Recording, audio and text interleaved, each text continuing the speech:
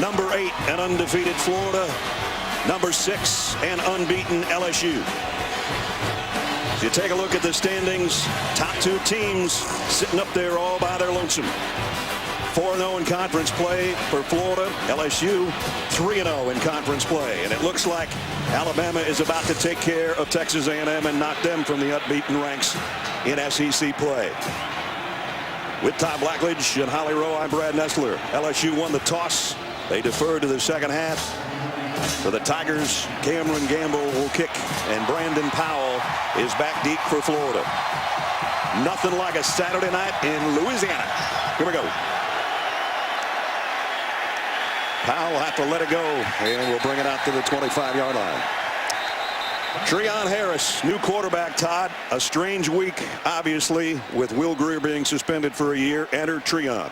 Well, Treon started the first game of the year, and then he split time against East Carolina in the second game. Has not attempted a pass in a game since that East Carolina game, but the coaches have all raved about his preparation during this time that he's been the backup quarterback, that he has stayed true to his preparation. He is prepared like a starter, and all of a sudden, he's a starter again here in Death Valley tonight. Jim McElwain says the team has rallied around him beautifully to help him transition back into being the starter. And they'll start from the 25-yard line.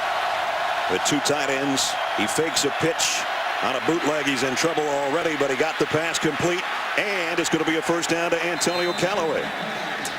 Let's take a look at our Chick-fil-A impact players. And to throw the ball with any effectiveness, you have to run it as well. And Brandon Powell can be a good receiver, and he can also play it out of the backfield, a former running back. Lewis Neal leads LSU in sacks with 4. Kendall Beck with their middle linebackers, their big hitter, and their top tackler. Right away on the very first play, you see what Treon Harris brings to this offense. The ability to extend or make plays with his feet as well as his arm. Here's Calvin Taylor's first carry, and Taylor pops it out to the 40-yard line. Good gain before Deion Jones knocks him down. So immediately Florida with good field position at the 40-yard line.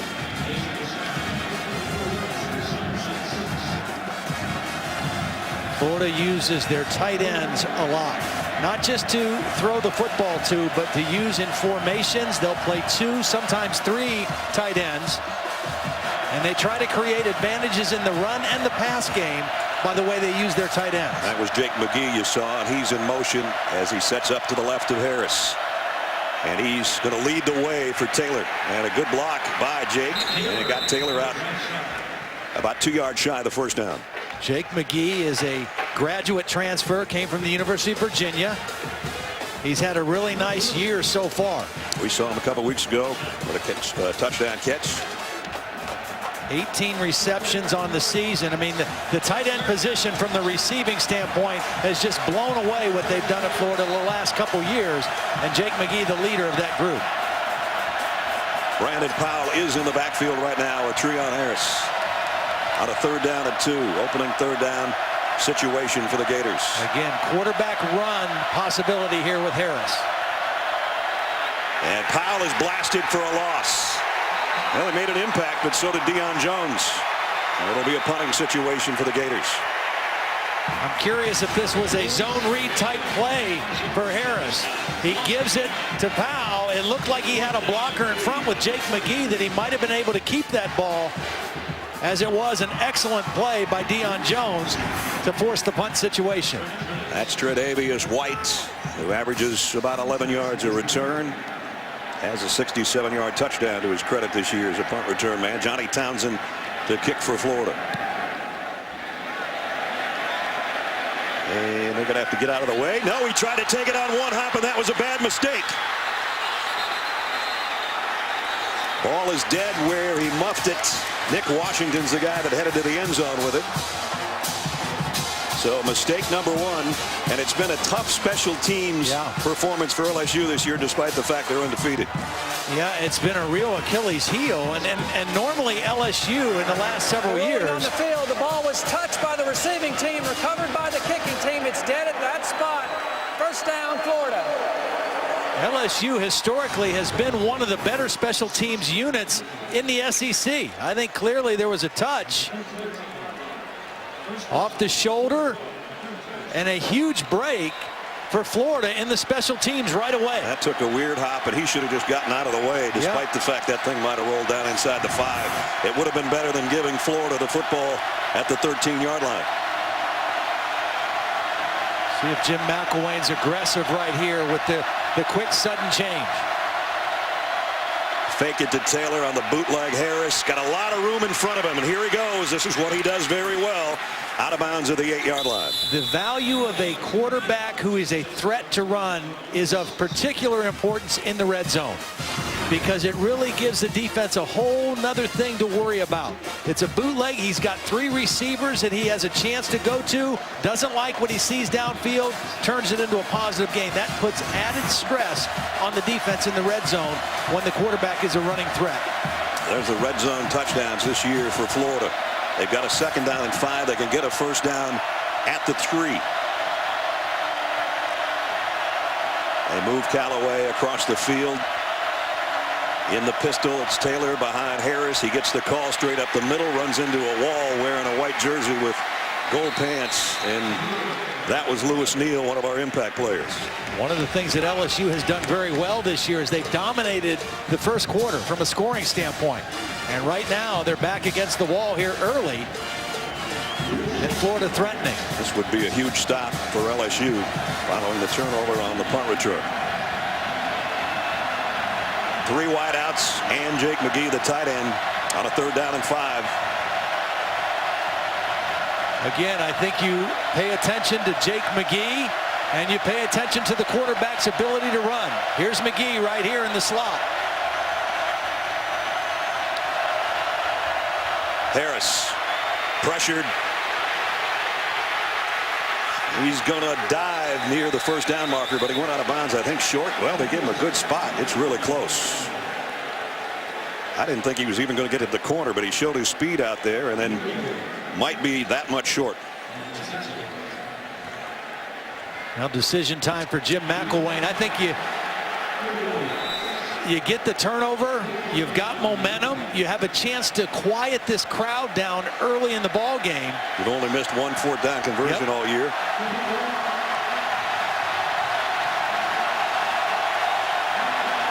They've got some beef in there. They bring some of their defensive linemen to help block. Harris throws on the run, got his man in the corner. It's a touchdown, and it is Jake McGee. What a gutsy call. 4th and less than 1.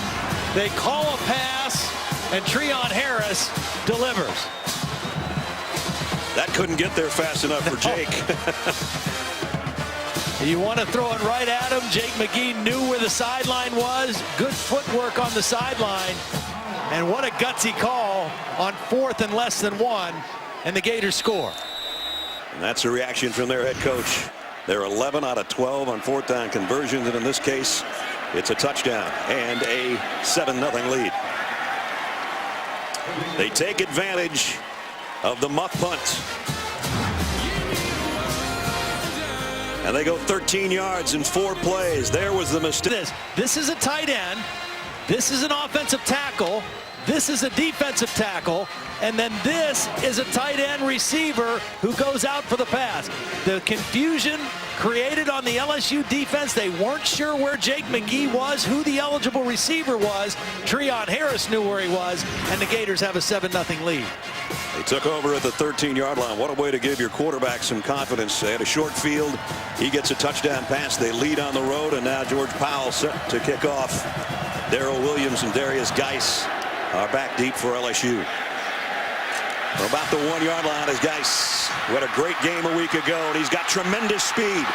Geis tripped up at the 35, or he might have had an even bigger one. Jalen Tabor with the big play-saving tackle.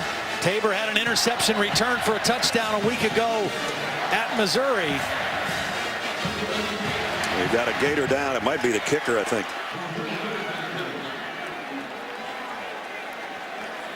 Florida already having issues with their kickers from an injury standpoint.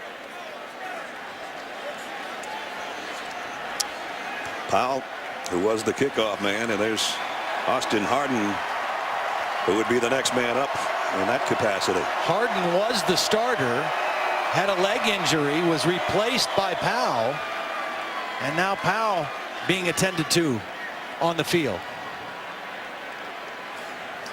His kicking leg is his right leg, and that's the one that they appear to be working on right now. Lower right leg. Georgia redshirt freshman out of Coral Gables, Florida.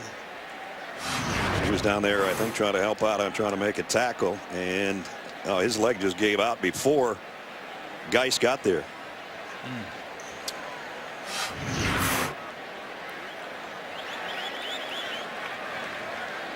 So an already shaky area of Florida's game has got shakier, and that guy knows it. Jim McElwain off to a great start this year, 6-0. And as George Powell tries to make his way to the sideline, 7-0 Florida. Right now, Jim McElwain's going to. Can anything else go wrong this week?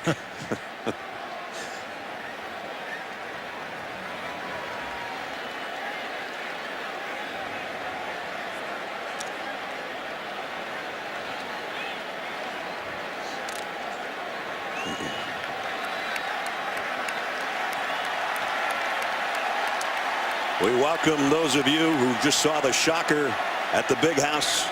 We're in Death Valley, Tiger Stadium in LSU, over 102,000 on hand. And there's been a shocking development in this one already as LSU muffed a punt. Florida took it 13 yards in 4 plays, and they lead on the road against the number 6 team in the country. Here comes Leonard Fournette, his first carry, and takes it for about 11. Here's what you missed early in this game. Davius White trying to field a punt. It was dead right there, but 4 plays later, Treon Harris goes to his tight end for a touchdown, and Florida on the road with a 7-0 lead. Yeah, a gutsy call by Jim McElwain on 4th and less than a yard. Not only going for it, but going with the play action pass with Treon Harris, and it pays off. So one Harris with a touchdown pass. Brandon Harris now for LSU. Cox and Bullard make the stop on Fournette. Well, the key for Florida's defense in defending Leonard Fournette is to try to make him alter his course and change directions in the backfield. The first play of the game, they did not. The second play, they did. What a matchup of strength on strength. The LSU run game, most of which comes out of the I formation with Leonard Fournette. They're in the I right now with Mouton, the freshman, at fullback. On 2nd down and 11. The pitch to him. Bulls his way across midfield to the 48-yard line to pick up a 7. Bring up a 3rd down. One of the real questions coming into the game, how would the freshman Mouton handle being the starting fullback? Because of how much they like to run out of the I. J.D. Moore was the starting fullback, was having an outstanding year, hurt his knee early in the game last week against South Carolina. There's J.D. on the sideline. Mouton so far in the first series looks very comfortable as that lead blocker. He's a big guy, 255. Not in there right now, but Fournette is on 3rd and 5. They fake it to him. Harris bootleg, throws, drops. Traven Durrell probably should have had that. Probably should have had it, but probably would not have had the first down. Florida had it very well defended. This Florida defense excels at rushing the passer and covering down the field. They're not the biggest, most physical defense, but they can really run and cover in the passing game. Jamie Keene. We want to welcome back our viewers on ESPN News. You are watching Goal Line. Currently, we are checking out action between number 3 TCU and Iowa State. First down. Dancing out across the 45 to the 48-yard line. Brian Peavy pushed him out. He's been a smarter runner. They don't want this young man to take hits. And you see when it gets close, instead of getting that extra yard, you get out of bounds, protect your body. That's what you have to do when you're one of the top quarterbacks in the country. Back to the air, back to his guy Dotson with the catch inside the 20, and a red zone opportunity for TCU. Well, they decide to bring pressure up front. Defensive coordinator Wally Burnham, he said, listen, we're going to take some snaps where we're going to try to get the quarterback, but that one-on-one coverage on the outside, Dotson right now gets a big catch for the big play. Aaron Green lost a yard on the play. Good pursuit from Jay Jones. Coming up to make the tackle, the junior out of Lithonia, Georgia. When you're talking about ways to stop this offense, you got to blitz the quarterback, and you got to make him get off his point when he throws. Right there, they brought the house 2 plays ago, but they get beat on the outside with that coverage. I'll tell you, one of the only ways to stop them is keep your offense on the field. It'll be a struggle today for this Iowa State defense. Showing blitz coming off the edge. The throw, Boykin incomplete over the head of Dotson down near the goal line. And it's 3rd and 11. Free. And because every dollar matters, didn't nickel and diamonds Men on the spot. And Treon Harris has responded, not just tonight so far, but in leading up to this. He was the starter of the first game, got replaced in the 3rd game, but to his credit, never stopped preparing like a starter, and he's off to a good beginning. 2 for 2 so far for a touchdown pass, and this is the other thing he does well, and that's run. And he wisely slides just to avoid contact over there, a yard shy of the first down. Yeah, just to follow up on that, and this is great example for any young quarterbacks, because competition is a way of life. In college football and high school football, he was the starter the first game. He started 6 games last year. In week 3, he was beaten out by Will Greer, and he has not attempted a pass since the 2nd game of the year. But to his credit, he never pouted, he never went in the tank. He kept preparing like he was a starter, and once again tonight, he's a starter in a huge game. He's actually started more games than Will Greer has. Here's Powell, tough sledding boy against the LSU defense. It's always the case. They come in giving up 100 yards a game, and Florida comes in giving up 99 yards a game. So they're bing-bing in the defensive stats as far as stopping the run. I really thought for both of these quarterbacks, being efficient and effective on first down was going to be huge. So far, Florida doing a nice job with the mixing the run and the pass on first down and giving themselves nice 3rd down opportunities. 3rd and short this time for Treon Harris. I would think they'd be very conservative right here. Jake McGee, the tight end, gets over on a wing right, and they're just going to give it off and hope that Taylor can get to the sticks, and I think he got it. He did. First down, Florida. He does a nice job of making quick cuts when he sees a little crease. He's had a very nice season so far. Bothered a little bit by an ankle injury early in the week. Already 7 rushing touchdowns for Kelvin on the year, coming off a 2-touchdown performance in the win over Missouri a week ago. Brandon Powell now will take his spot in the backfield. As we said, they move Powell all over the place. Well, one of the reasons Powell's in there is the 2 guys behind Taylor are both true freshmen. Good players, but young. Harris, plenty of time, completes it to Powell out of the backfield. Short gain. Let's take a look at the AP Top 10 rankings brought to you by Chick-fil-A. Ohio State playing a little bit later. Already Baylor went over West Virginia today. TCU, Iowa State are tied. You look down the list, Alabama went over Texas A&M 41-23. So that takes Texas A&M out of being undefeated in SEC play. So the only 2 SEC teams we've got left that haven't had a blemish on their record are playing right here. 3 wideouts, and Taylor behind Treon Harris. 2nd down and 9.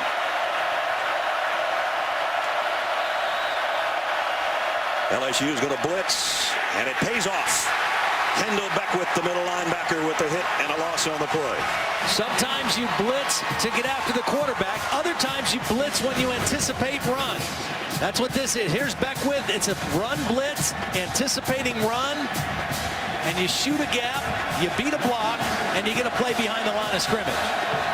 Beckwith, their leading tackler, a big play there to force a 3rd and long. This is where Treon Harris has to be very smart and very careful with the football.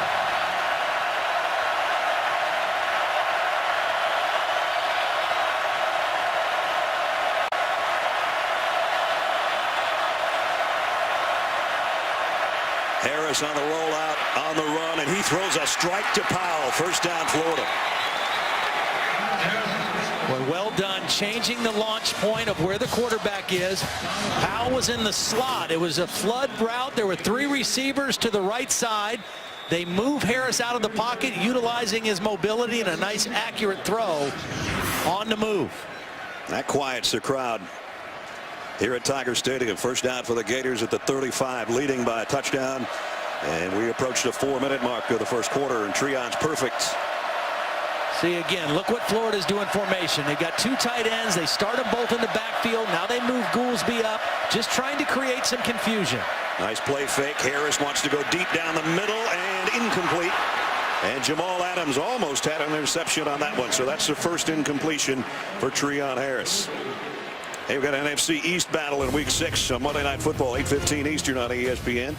Eli Manning taking on DeMarco Murray and the Eagles. Coverage starts with Monday Night Countdown at 6 and also streaming live on Watch ESPN. A 2nd down and 10 upcoming. So if you go back to the first game of the season and the opening 11 minutes of this game, that's the first incompletion in a first half for Treon Harris this year. Not bad.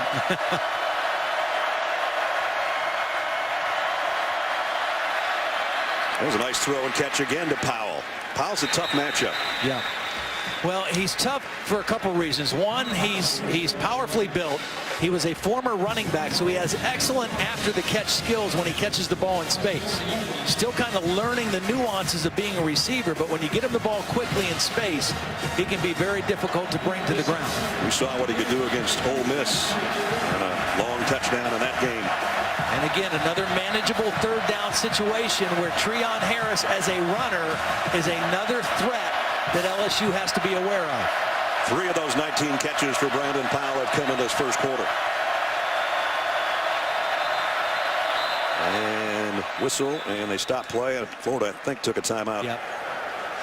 First charge, timeout, Florida.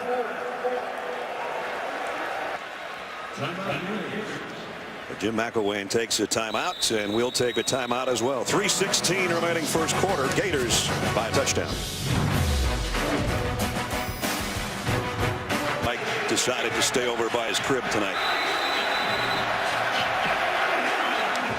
I wonder if he has a flat screen TV. I know he does. About a 60-incher over there. 3rd and 3. They've converted half their 3rd downs here in the first quarter. Have to rush with discipline with a guy like Harris. Treon, there you go. Just what Todd's talking about. They track him down a yard shy, and it's Lewis Neal again, who's got a sack tonight. And now it appears he stopped Treon Harris short of the first down. Well, this time I think McElwain will punt. You know, in this part of the field, on the road, don't do anything to incite this crowd or to give LSU's offense a short field. Your defense has played outstanding all season. Don't put him in a tough spot here early in the ball game. Tre'Davious White goes back deep. Remember, he muffed a punt earlier, if you're just joining us. That was recovered by Florida at the 13-yard line, and that led to their touchdown. This kick high, spiral, and he fields this one cleanly on a fair catch after a 44-yard kick. LSU with the ball back on offense when we come back.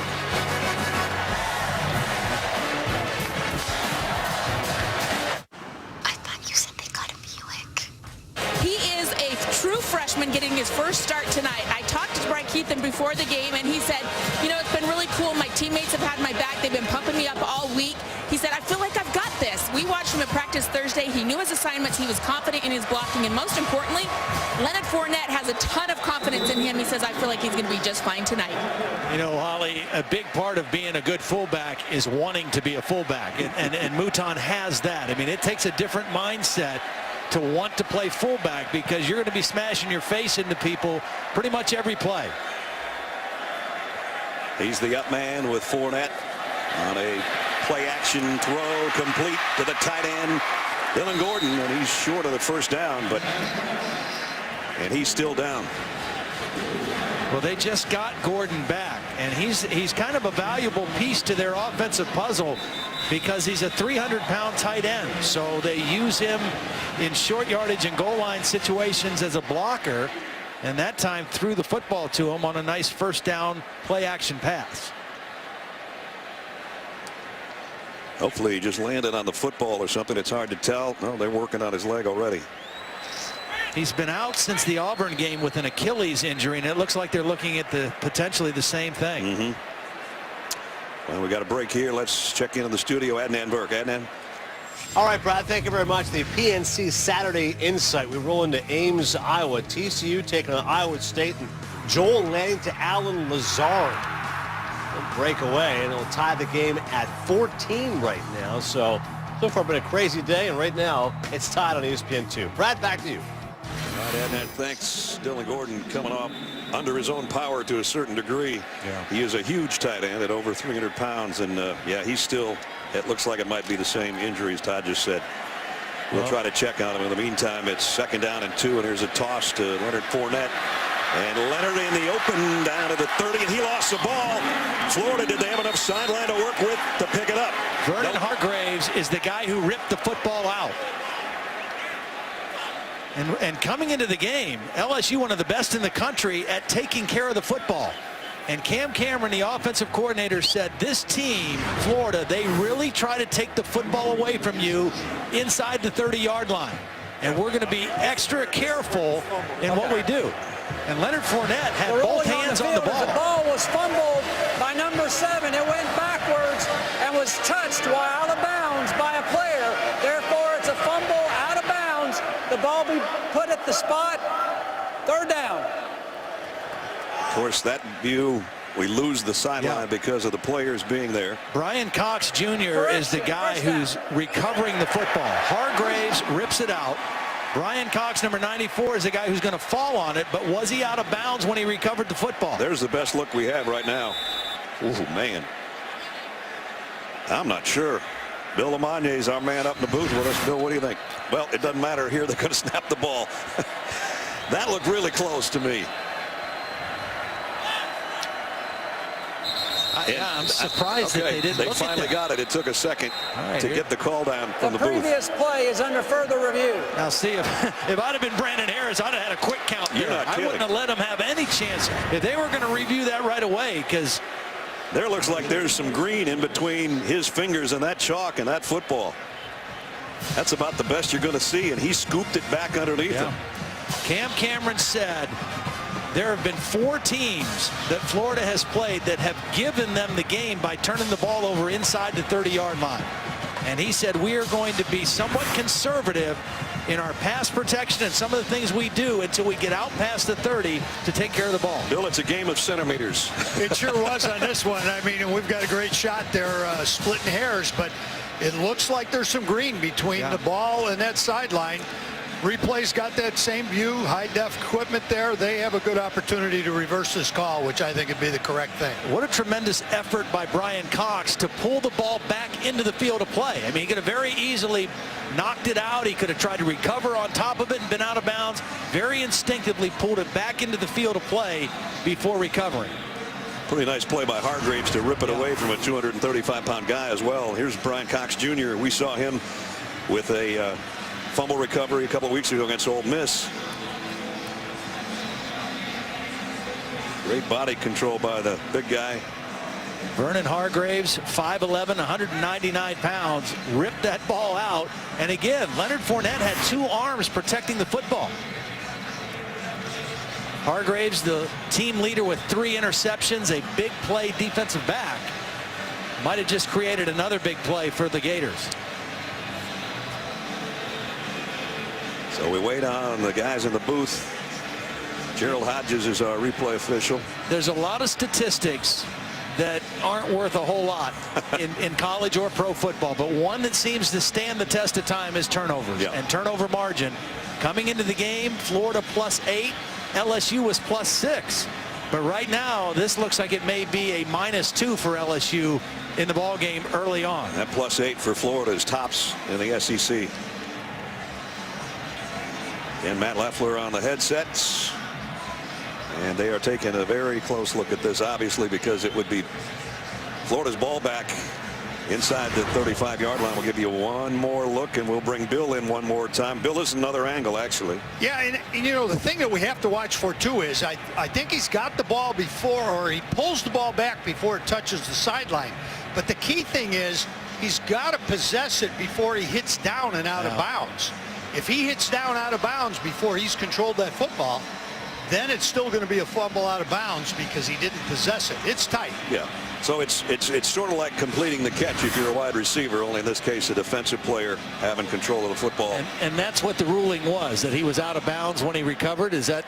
Here we go. They said the the ball ruling on was the out. field is confirmed. Clock reset the game clock to 1:45. 1:45 on the game clock, please. So it's confirmed. Thank you. That's a break for LSU. I mean, this game could have turned very quickly because of turnovers. And it's exactly what Cam Cameron talked about with us yesterday, that you cannot do that with this team. That Florida has made a living all season. They've won close ball games. And a big part of that has been their ability to rip the ball out or intercept it in critical parts of the field. It'll be interesting now to see if LSU just settles in. They've made a number of mistakes here in the first 13 and a half minutes. Darrell Williams actually is in the backfield instead of Leonard Fournette right now. Brandon Harris with 3 wide receivers will give it to Williams. Straight ahead. And nice leg drive for about 3 yards as we check in with Holly. LSU will be without their starting tight end, Dylan Gordon, for the rest of the game. He has re-aggravated that left Achilles injury. Guys are really consoling him on the sidelines over here. Guys, that leaves Colin Jeter, number 81, out there. They're a little thin at this position, so don't be surprised if you see Toby Weathersby, number 66, strap on a 96 jersey. We could see him in some goal line action. All right, Holly, thanks. It's a tough break for Dylan. And there is Colin Jeter, number 81. He's in the slot to the left side on 2nd down and 6.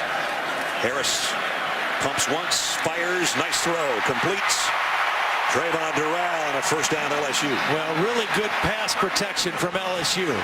It allowed Brandon Harris to really kind of sit in the pocket, read the defense, watch this protection up front. Brandon Harris, lots of time, read from left to right, and able to find the crossing route in the middle of the field. Trayvon Durrell, that's his 15th catch of the year, which will put him in the top spot. He and Malachi Dupree were tied coming in with 14 catches each. And LSU not used to being behind. And the end of the quarter is almost upon us. Play action all day for Harris. Deep. Got his man again. Trayvon Durrell again. And LSU using their passing game to carve up Florida. Another game, this time 20 yards.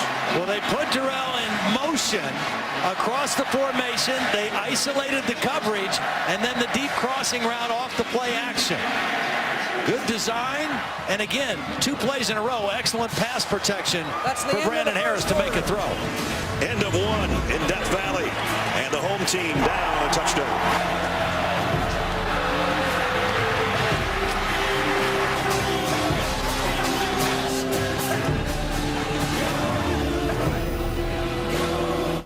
Right? Can you believe that guy? Brad Nessler, Todd Blackledge, Holly Rowe, and our ESPN crew. Tiger Stadium in Baton Rouge, where the home team is down at the end of the first quarter. And as we said, they're not used to being behind this year.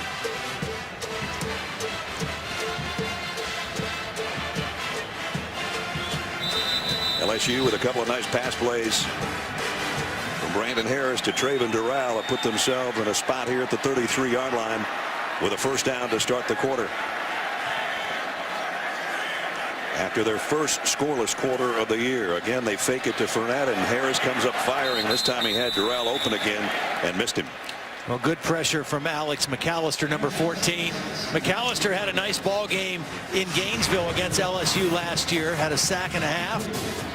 This time he makes quick pressure off the edge and gets a good hit on the quarterback at the end of the play for good measure. Yeah, that changed the trajectory of your pass a little bit. Again, first down so critical for both of these offenses. That incompletion, 2nd and 10 against this very good Florida defense. Back to the eye they go with Fournette, who's been held to 26 yards so far through the first quarter, but that won't last forever. And here he comes into the middle in a Florida tough defense. Only gave him about 3, and he's still not down. He is now, but it's back around midfield. And the Tiger fans don't like that much.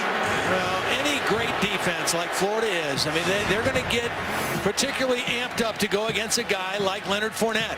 I mean, Fournette, the front runner by most people's estimation of the Heisman Trophy, averaging over 200 yards a game, running roughshod over everybody.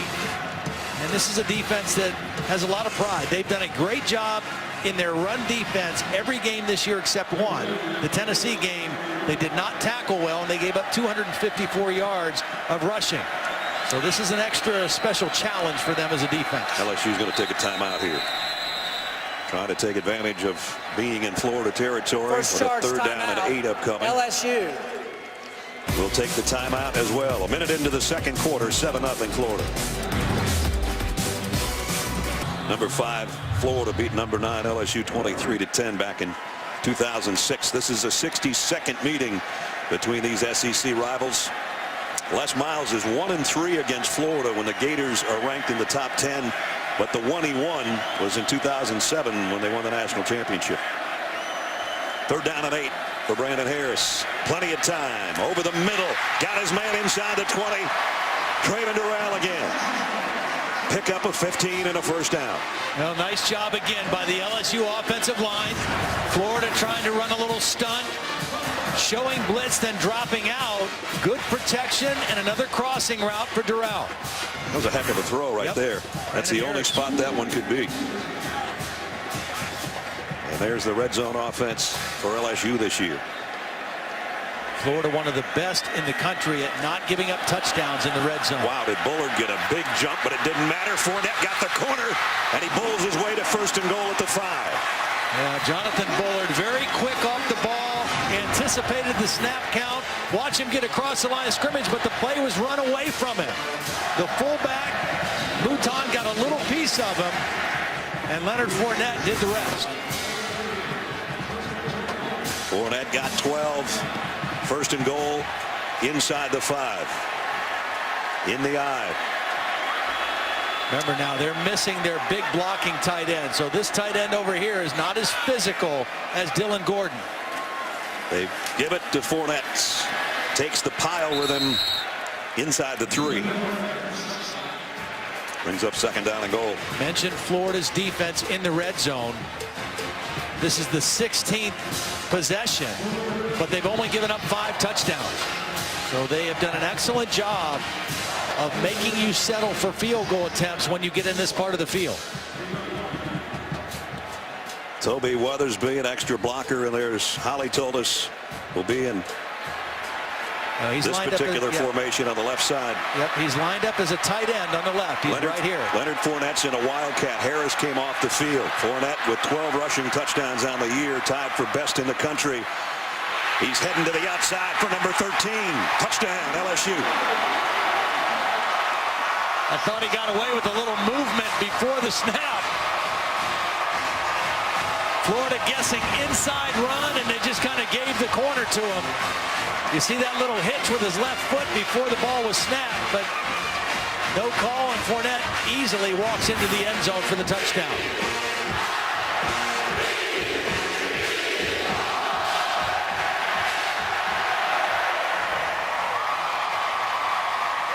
Didn't have to work that hard for that one. The extra point by Domingue is up and good. And just like that, Leonard Fournette with his 13th touchdown rushing of the year. This time the direct snap. The Wild Tiger.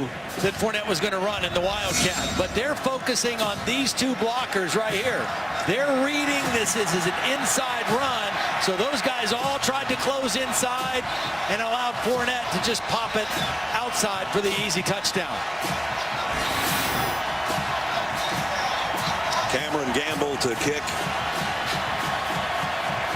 First SEC player to hit 1,000 in his first 5 games. And had they played that first game of the season, he probably would have done it in 4 games.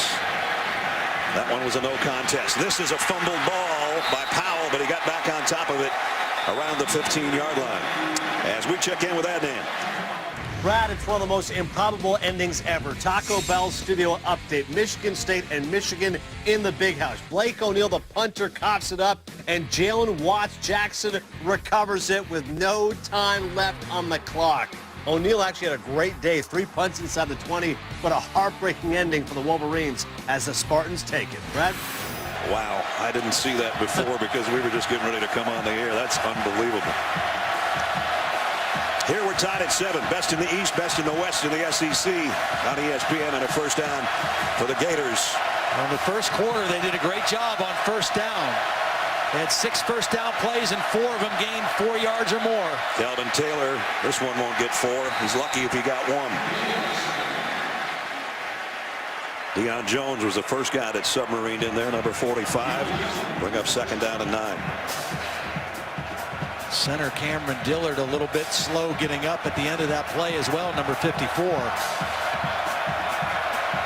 Florida's first down play selection. It probably surprised LSU a little bit with allowing Treon Harris to let her rip. Yeah, all safe stuff though. It was bootleg, it was get him out on the edge and give him a run pass option, and he made good choices out there. Empty backfield. Could be quarterback draw here. 2nd and 10.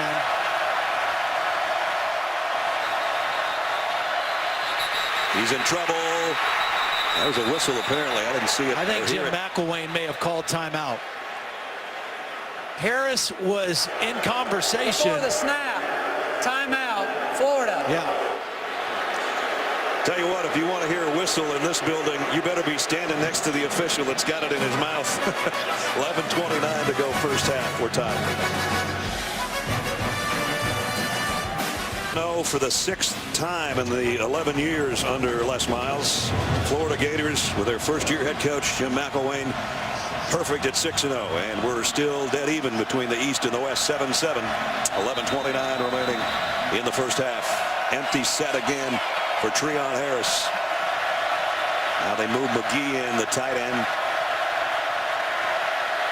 Harris in trouble, and after a timeout, that's not much of a play. Yeah. Deshaun Bauer made the stop. Deshaun Bauer's been out of the lineup, been hurt since the Syracuse game with an ankle injury. This is his first game back. Outstanding defensive end, gets good pressure, working on the left tackle, David Sharp, and just whipped him to the inside to get to the quarterback. I don't care who you are at Tiger Stadium, you don't want to be 3rd and 10 at your own 15.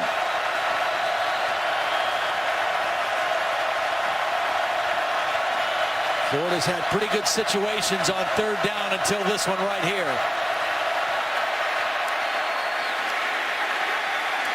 About a 3-yard gain to DeMarcus Robinson, and Florida's got a kick.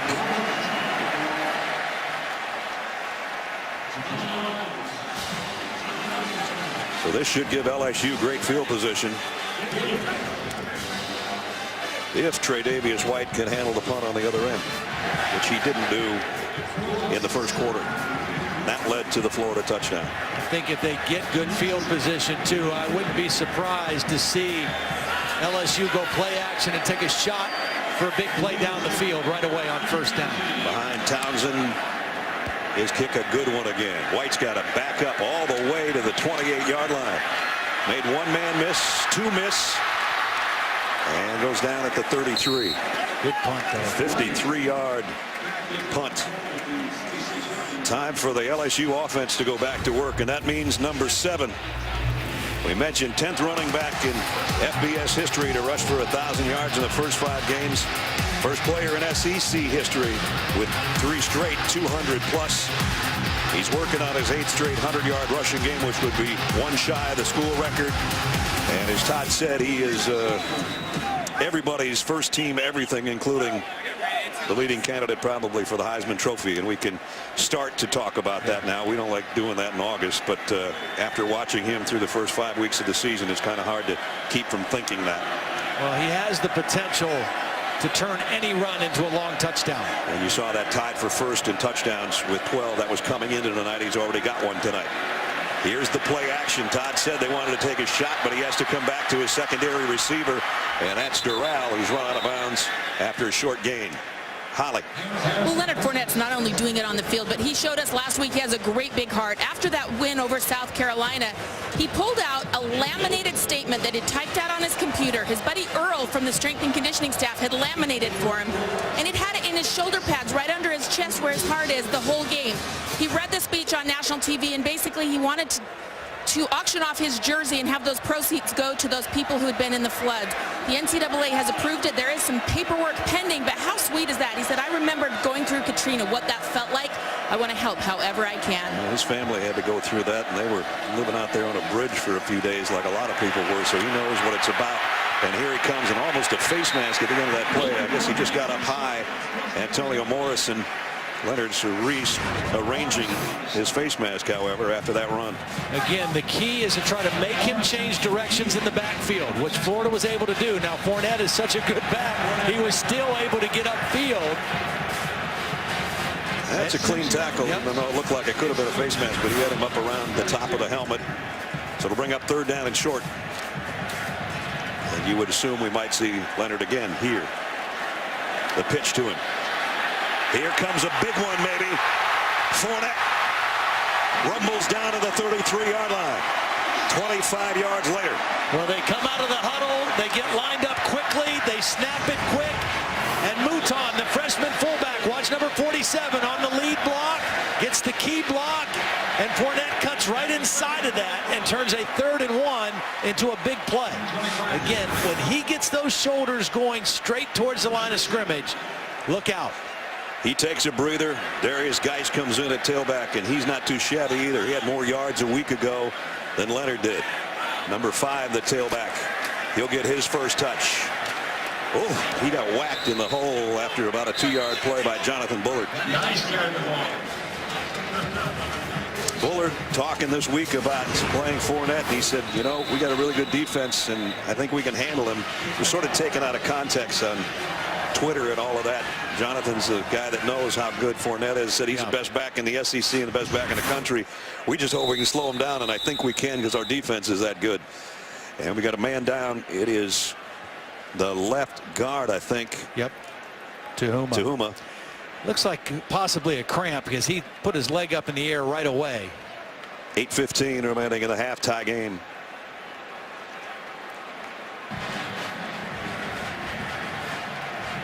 Tuhuma on the sideline.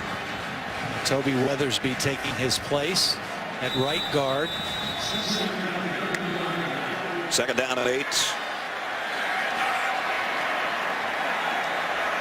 Harris has a look. Fournette readjusts in the backfield.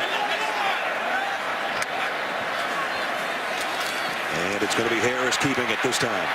Nice run. See, LSU's not done a lot of zone read stuff, but they knew coming into the game that we've got to do some things to offset the speed and the upfield rush of this Florida defense.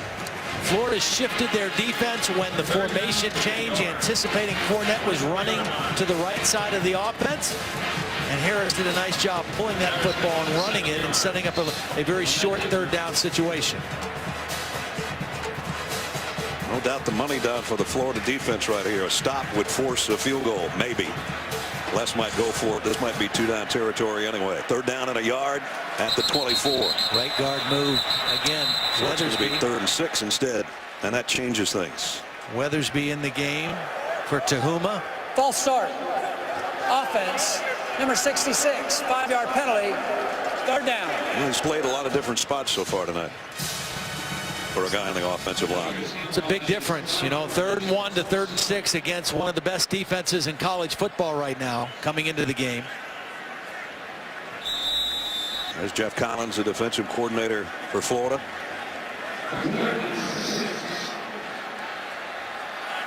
Mouton and Fournette both in the backfield. Making Darrell Williams and Fournette both in the backfield. Traven Durrell's been the favorite target for Harris tonight. 3rd down and 6. Throws in the middle to Fournette's got a blocker. Leonard Fournette broke a tackle, spins inside the 15, and it's 1st down LSU. Well, nice little change up play. A design little middle screen to Fournette. They lead with the other back, and watch the little sidearm delivery from Brandon Harris. Well designed, well set up, and an easy throw for the quarterback.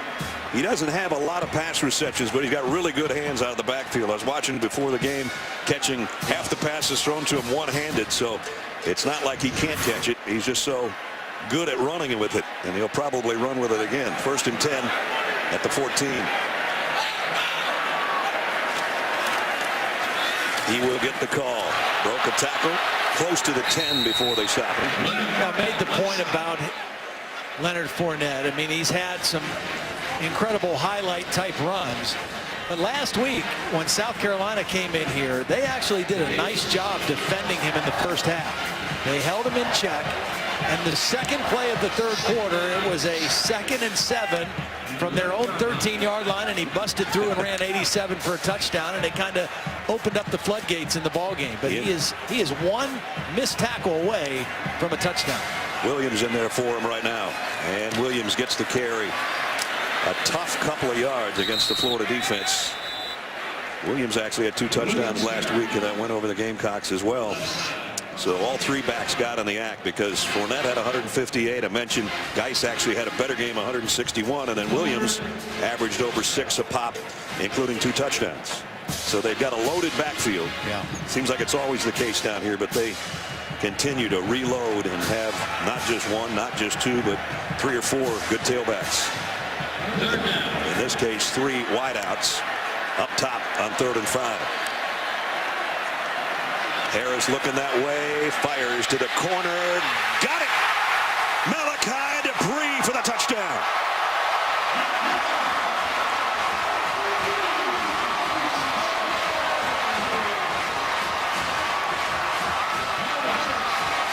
He was working on Quincy Wilson, and at the right of your screen, you're going to see Quincy Wilson take a bad angle. He undercuts the route, thinking the ball is underthrown, and it was a perfectly thrown by Brandon Harris to the back pylon to Malachi Dupree.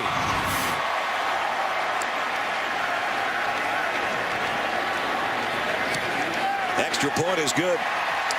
And for the first time tonight, the home team in front with exactly 5 minutes remaining in the half. Brandon Harris, Malachi Dupree on the other end. 14-7 Tigers.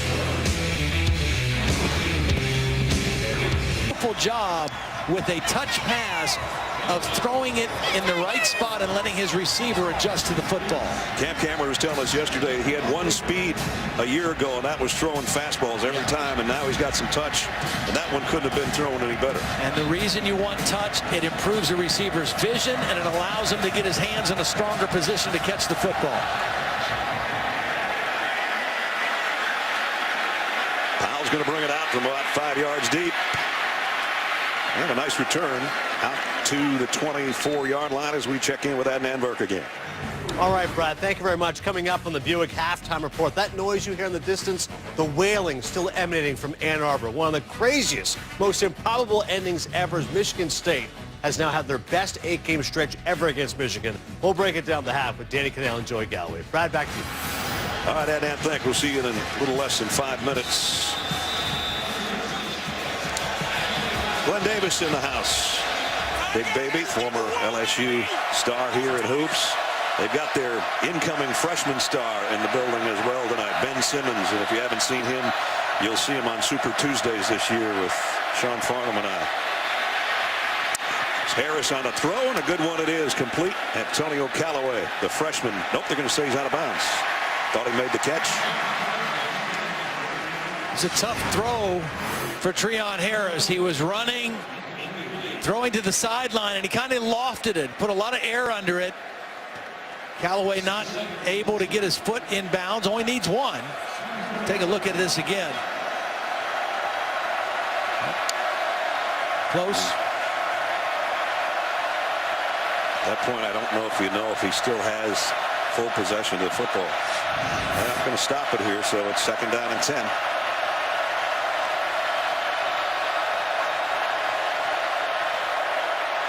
Treon completes it to his tight end, who got hammered after he made the catch by Kevin Tolliver. Boy, they think a lot of this kid. He's going to be maybe the next great one at corner for the Tigers of LSU. Has a very interesting disposition. He's a very serious guy. He doesn't say very much, and he doesn't get affected by very many things. Very focused young man as a true freshman playing a corner. He got affected a little bit by that tackle, I'm pretty sure. Yeah, I think so. 3rd down and 4. DeMarcus Robinson out to the top. He and Callaway have a little conversation as they'll stack it over there on the left side. And there's some confusion. I think Florida might have to use their last time out. And that'll get the crowd going. 3rd and final charge, timeout. it's a 30-second timeout. So 30-second timeout, and that's it for the Gators as far as stopping the clock, other than moving the chains or getting it out of bounds.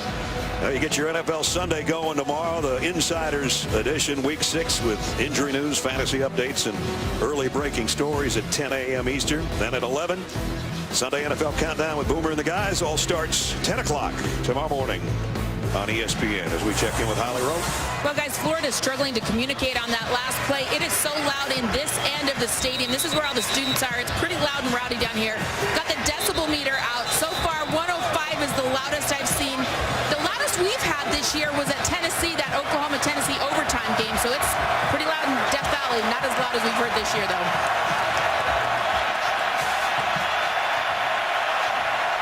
They're going to load up for the Gators here on 3rd down and 4.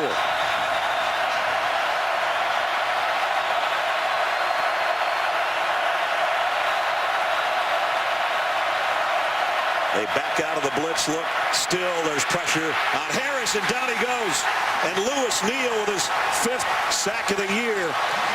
One of our impact players, and he's had a whale of a first half. Treon Harris does not look real comfortable in the drop back pass situation. Watch how quickly he tries to get out of the pocket. Instead of stepping up in the pocket and helping his right tackle, he tries to escape. And that allows Neal to get away from the tackle and get the sack. 13-yard loss. That changes field position considerably. White's trying to get everybody out of the way here so nobody touches this punt that's going to die down at the 41, maybe the 42-yard line. So good field position for LSU, and they've got a touchdown lead with 3:15 remaining in the quarter. Celebrating its 11th year sponsoring the Good Hands Field Goal Nets, Allstate makes contributions to participating universities' general scholarship funds for each field goal and extra point kicked. To date, Allstate has contributed millions in scholarship funds. And coming into the ball game, LSU very run heavy in their play selection. Much better balance tonight, and Brandon Harris making it count. They've run 24 plays, still 15 runs, but 9 passes, and Brandon Harris has completed 7 of them. There's the breakdown rushing to passing this year. And you're the #1 rushing team in the SEC, averaging almost 350. And a guy like this, that's why you run the ball. Breaking tackles is Fournette. He's bulldogged out of bounds after a 5 or 6 yard pickup, but it looked like he was going to lose yardage, and he still got something out of it. Well, there's 2 flags down. There was one in the blocking area, and then there was one at the point of the tackle by the LSU sidelines. Could be offsetting penalties. Ball was on the 49-yard line. 4 flags on the play. Here's a call from Matt Leffler. There are fouls against both teams. Holding, 66 on the offense. Personal foul, face mask, defense, number 42. Those penalties will decline. First down. Well, that's second penalty on Weathersby, who had to come in for the injured Tahuma, playing right guard. And then Keanu Neal going to get the face mask right there. He did have the right hand. His left hand was around the top of the back of his helmet, but he got his... There's the hold right there. Got his right hand underneath on Leonard Fournette before he flew out of bounds. So it's first down at the 42. The toss to Fournette, and it's a flea flicker. Back to Harris, going long. Dupree has got it.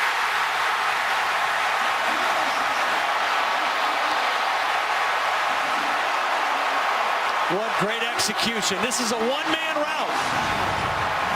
There's nobody else out on the route except Dupree. Maximum protection. Fournette takes it all the way into the line of scrimmage, and it's one-on-one against the best defender on the Florida defense, Vernon Hargraves, and a beautiful throw by Brandon Harris. 52 yards to the 6, where it's first and goal. Huge play here late in the second quarter. And that's Fournette at the tailback spot, going straight ahead. Leonard Fournette, touchdown.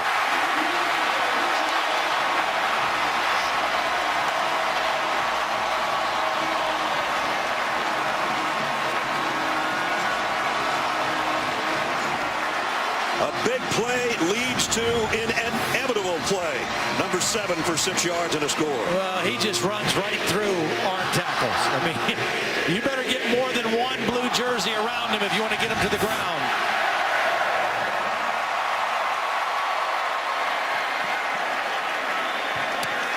Took less than a minute for LSU to take control of this game. Just impressed with the development and the maturity of Brandon Harris. I mean, everybody knows about Fournette, but Thursday came over, shook my hand, introduced himself. We had a nice conversation. Very confident, sure young man. I was very impressed. Cameron Gamble to kick. 21 unanswered. LSU points. A line drive this one. Scooped up around the 12-yard line by Valdez Showers. And great coverage, which has not been a strong suit for LSU. They make the hit on it. Leonard Fournette, just kind of an average first half, huh? Well, he doesn't need much, you know, and some of those runs don't look like they're exciting runs, but they gain positive yardage, and they also take their toll on a defense. This was the biggest one of the night, 25 yards of the 84 on 12 carries. Nice reception here on that little sidearm pass from Harris, too. And then, of course, the cappers. First in the Wildcat goes in on his own. That one capped off a 58-yard drive in just 2 plays after the flea flicker. And it's 21-7 just like that.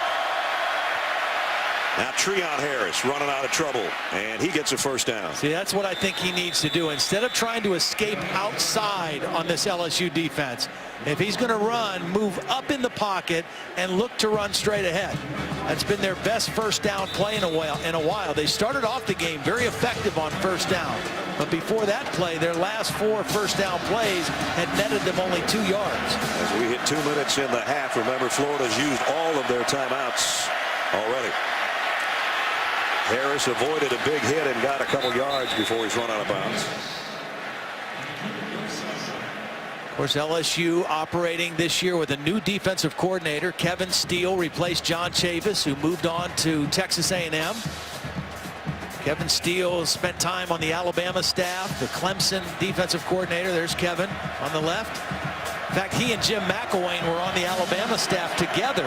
They had their lockers right next to each other. Used to sit next to each other in the press box. Very familiar with one another. Sometimes good friends have to put it aside for about 3.5 hours on a weekend. Harris again avoids the rush, and he's going long, and he's got a man. Did he make the catch? Wow. Callaway did. Bobbled it. Tipped it to himself, and a huge play for Florida. Great concentration by Callaway and a bad angle by Ricky Jefferson. Watch the safety, number 29, go underneath the receiver. An excellent concentration by Callaway at the end of the play. Wow, nice catch. Freshman out of Miami, a guy they think is going to be a big timer. That was a big time play. Pick up of 48 yards. Florida's back in the red zone, trailing by 2 touchdowns.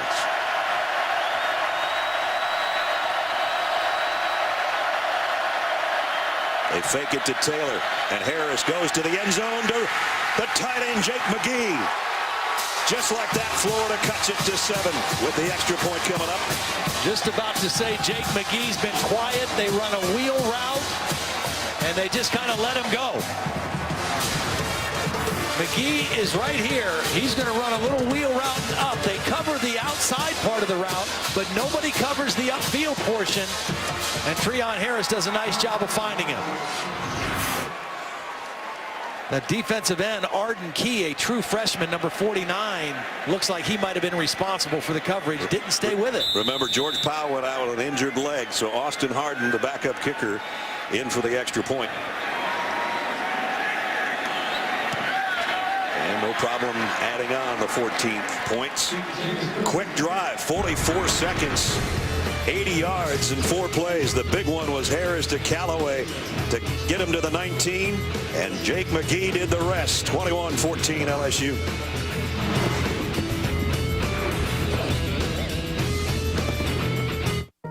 There's a place that's known for its beauty and its unique culture, where students come first and life-changing research happens every day, where nationally ranked programs prepare graduates for high-demand jobs, where tradition runs deep.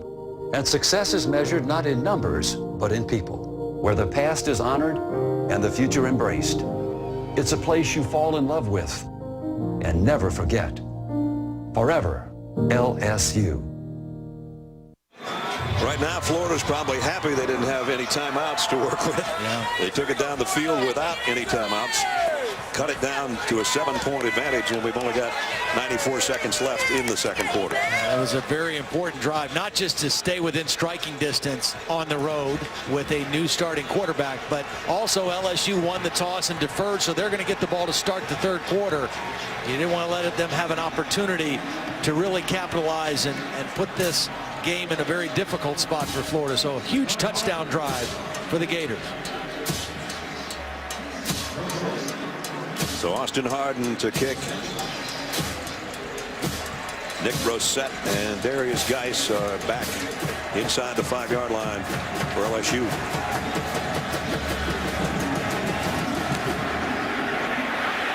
Line drive is going to go to the end zone. Geis can't handle it. They'll bring it out to the 25. Let's take a look at tonight's Good Hands plays brought to you by Allstate. And this one, not only a good hands play, but it might make SportsCenter's top 10. The scramble and then finding Antonio Callaway. And watch this grab. Tips it with his right hand. Bobbles it. Gets it. Gets his feet in bounds. And the next play, they threw the touchdown pass to McGee. So that was huge. Yeah. Callaway was the star of the comeback win at home against Tennessee when they were down 13 in the fourth quarter. On a 4th and 13 play, he turned it into a 60-some-yard touchdown. It was the game winner. And Doug Nussmeier told us, Doug Nussmeier, their offensive coordinator for Florida, said we really pushed the envelope with this kid because we think he's going to be special. They put a lot on his plate for a freshman. Leonard Fournette, another tough run. Might end up with 100 before halftime, depending on how long we go before this quarter expires, but there was a flag on the play. Offside on the defense, on the nose guard. That's a 5-yard penalty. We'll replay. First down. And he's the guy that's not supposed to be offside. The ball's right in front of you. Now, one of the things that the LSU coaches tell us about Leonard Fournette that makes him special, there's a lot of things, obviously, just physical skill set, but his durability and the amount of volume that he's able to carry, not just in games, but even in practice, the reps that he can take, the endurance and the strength that he has, pretty outstanding for this young sophomore. 1st and 5. He'll get the call again. And he's going to have a first down at the 35-yard line. Again, LSU's got 2 timeouts remaining. When you have a back like Leonard Fournette, as physical as he runs the football, I mean, in the 3rd and 4th quarter, you get tired of coming up to tackle a guy like that. Exactly. And if he's fresh and strong at the end of the game, he has the advantage. He's got the advantage on this one.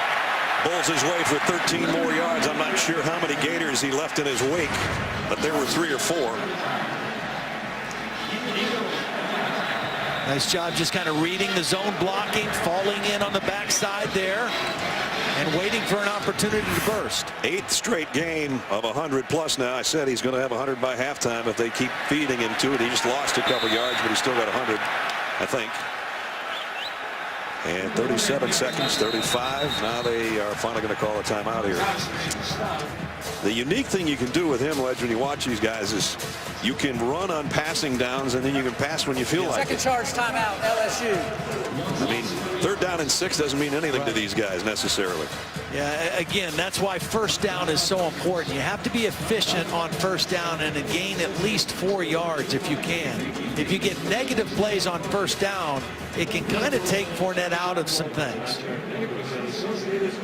Brandon Harris is 8 out of 10 for 135 yards and a touchdown tonight, and he might be put in the air after this timeout. And after Arizona State and Utah play, when we're done, keep it locked in for SportsCenter at night for a full breakdown of the day in college football, plus highlights and post-game coverage from the Jays and the Royals and the Cubs and the Mets.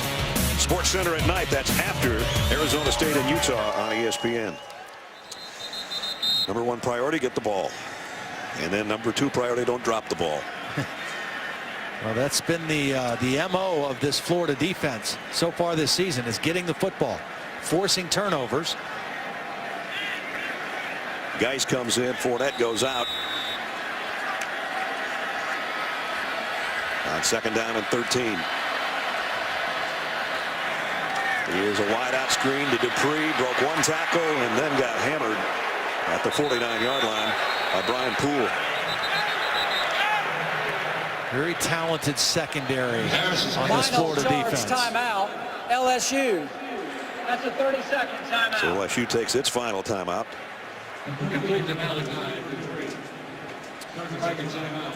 You're talking about field goal for Trent Domingue and LSU.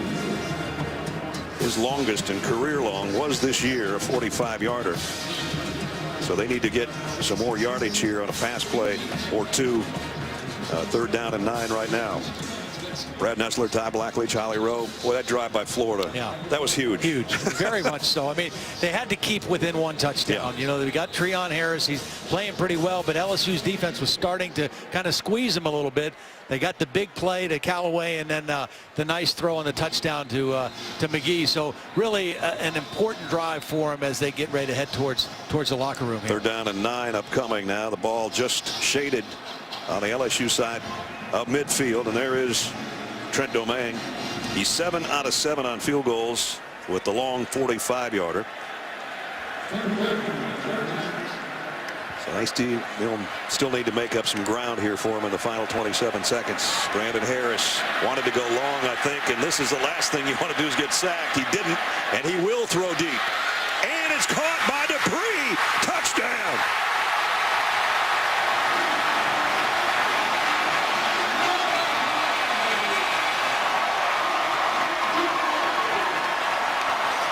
Talk about making something out of nothing.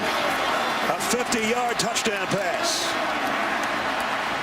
Well, Jordan Sherritt, number 17, had a shot in the backfield on Brandon Harris, and Brandon Harris avoided that and then made the big play down the field.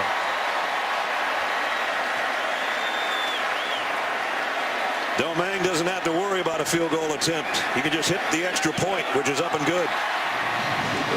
This was all Brandon Harris. Watch Brandon Harris get away from the pressure. Right there, and he protects the ball, and once he gets outside, he gets his eyes back downfield and finds Dupree.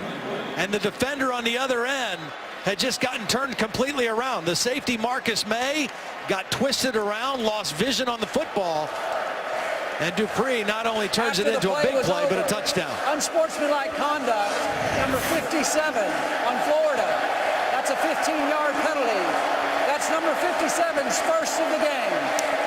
So the penalty as well goes against Florida. That's Brantley, Caleb Brantley. But Malachi Dupree with 2 touchdown catches in this half. Brandon Harris has been spot on with his throws, including his Todd said there, he made that one happen. Yeah. And you can see the smile on his face. We've had, there's his numbers in the last, tonight and last week against South Carolina. And that last throw is a throw that only a very confident quarterback makes. I mean, you're kind of taking a shot, throwing it downfield. The guy's not really open, but you're trusting that your guy's going to make a play, which Malachi Dupree did, and it turns into a touchdown. But only a confident quarterback goes ahead and makes this throw. He gets away from 2 rushers, keeps his poise, and gives his guy a chance to make a play at the end. In the last 3 minutes, I don't know if you're having fun, but in the last 3 minutes, we've had 3 touchdowns scored. 28-14. And unless something really crazy happens, it looks like LSU will have a 2-touchdown lead going to the locker room and the ball to start the 3rd quarter. But still 15 seconds left. Maybe Brandon Powell will take one coast to coast here. I don't think they're going to try to give him an opportunity.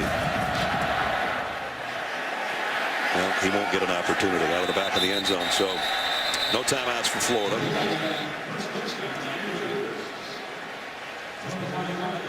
NFC's battle coming up on Monday Night Football for you. Week 6. Start at 8:15 Eastern on ESPN. Eli Manning Leads the first place G-Man against DeMarco Murray and the Eagles. Coverage starts with Monday Night Countdown at 6 Eastern. Also streaming live on Watch ESPN. Boy, a couple minutes ago we were talking about that touchdown drive of Florida. You know, and keeping it a 7-point game, knowing LSU was going to get the ball to start the third quarter. And all of a sudden, it's a 14-point lead again. Treon Harris will give it off. Calvin Taylor, just a safe play. And the last play of the half. Battle of unbeatens. Entertaining football game. Could have been a touchdown closer, but some big fireworks late in the quarter has given LSU a 2-score lead heading to their locker room as we send it to the Buick halftime report. Adnan and the guys standing by, fellas.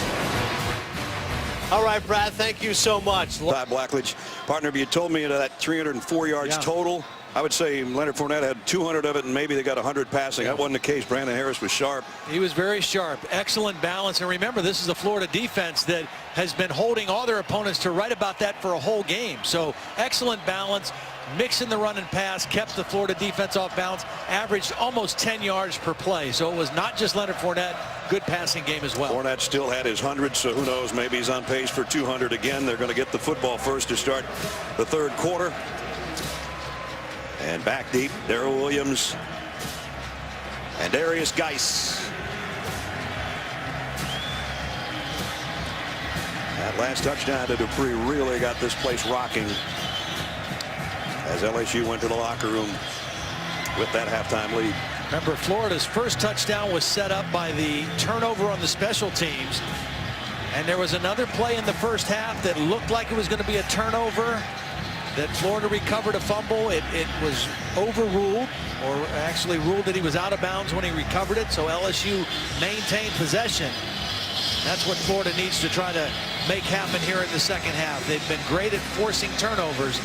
They need to do that to kind of shorten the field for their offense here in the second half. I think the play clock is having some issues right now, apparently. That's what they're trying to straighten out. Only had 25 minutes at halftime to make sure that thing worked. Austin Harden has got it teed up. Again, he's the backup kicker. Had that starting job as a kicker earlier in the year. George Powell was injured on kick coverage. There's a problem with the 25-second, 40-second play clock. Therefore, it will be kept on the field by the back judge. All right, we'll keep you abreast as best we can. So Harden's going to kick off. And Williams and Geis wait back on the other end for LSU.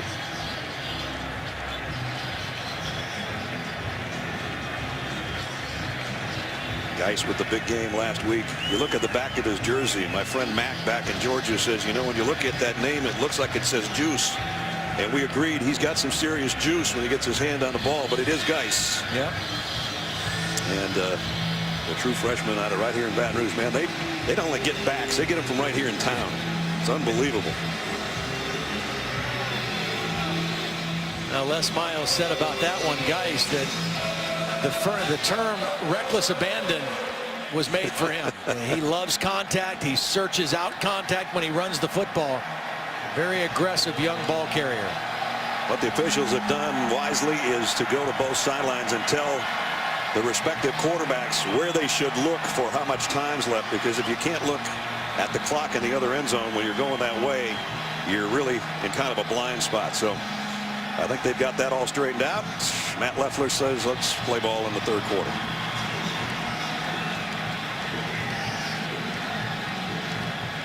Both teams came in the top 10. Fifth time in the last 10 years. Both are in the top 10 when getting together.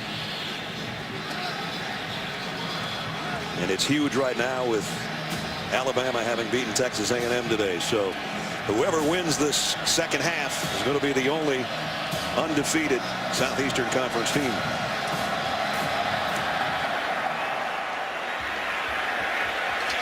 And Geis is going to take a knee. Just a moment ago, Jim McElwain talked with Holly Rowe. Well, Coach, coming into this game, LSU was almost 3-to-1 run-to-pass ratio, but they're hurting tonight in the pass game. How do you adjust to that? They're doing a heck of a job on 1st and 10. You know, they're getting us in those situations because and their quarterback playing great, and you know, give them all the credit for that. But, you know, when you look at it, I mean, is it really about them or is it about us? You know, we've been hurting ourselves in a lot of things, and yet we'll see what happens in the second half. What do you have to stop hurting yourself in? Well, I think first and foremost, it's about understanding the guy next to you is going to do his job. You do your job. That's really what it's all about. All right, and quickly, Treon, how's he doing? You know what? He's doing okay. He's having fun out there. We've had some signal busts. Had to use some timeouts, so we can't use this half. But at the same time, he's confident. The guys are confident. Let's go out and play. Thank you. Thanks. First snap of the third quarter offensively for LSU, a flag down. Yeah, and it's probably going to set him back. You know, Jim McElwain made a great point about how effective LSU was on first down in that first half. Holding, offense, number 64, 10-yard penalty, replay, first down. William Clapp, the right guard. When you play a defense like Florida's, who loves to penetrate the line of scrimmage and create negative plays, you have to stay ahead of the chains, and that's what LSU did the entire first half. And now the first play, they're backed up. The experience is the tackles in the center for LSU, but the two guards, one's a true freshman, one's a redshirt freshman. Right. And the redshirt freshman was just called for the hold, and that makes it first down at 20. Fournette, the tailback behind Luton, will get the call, and his fullback's in front, and Leonard's got about the holding call back. Give him 10. Really nice job by the right tackle, Vidal Alexander. Watch number 74 step out and then punch back in with his left hand. He actually blocks two Gator defenders. Alexander was a guard last year, moved out to tackle, lost about 25 pounds. And Fournette changes direction. He's going to lose yardage. On the previous carry, he had moved into the top 10 all time in LSU rushing history. He just moved out with that call. He'll get it back, I'm pretty sure. It's a big play right here for the Florida defense. Right out of the gate to start the third quarter, you get the penalty, you get a negative play there. Now you got them in 3rd and long. LSU was 5 for 6 on third downs in the first half, mostly because they had all manageable situations. 5 for 6 tonight, but this is a big one. 3rd down at 14.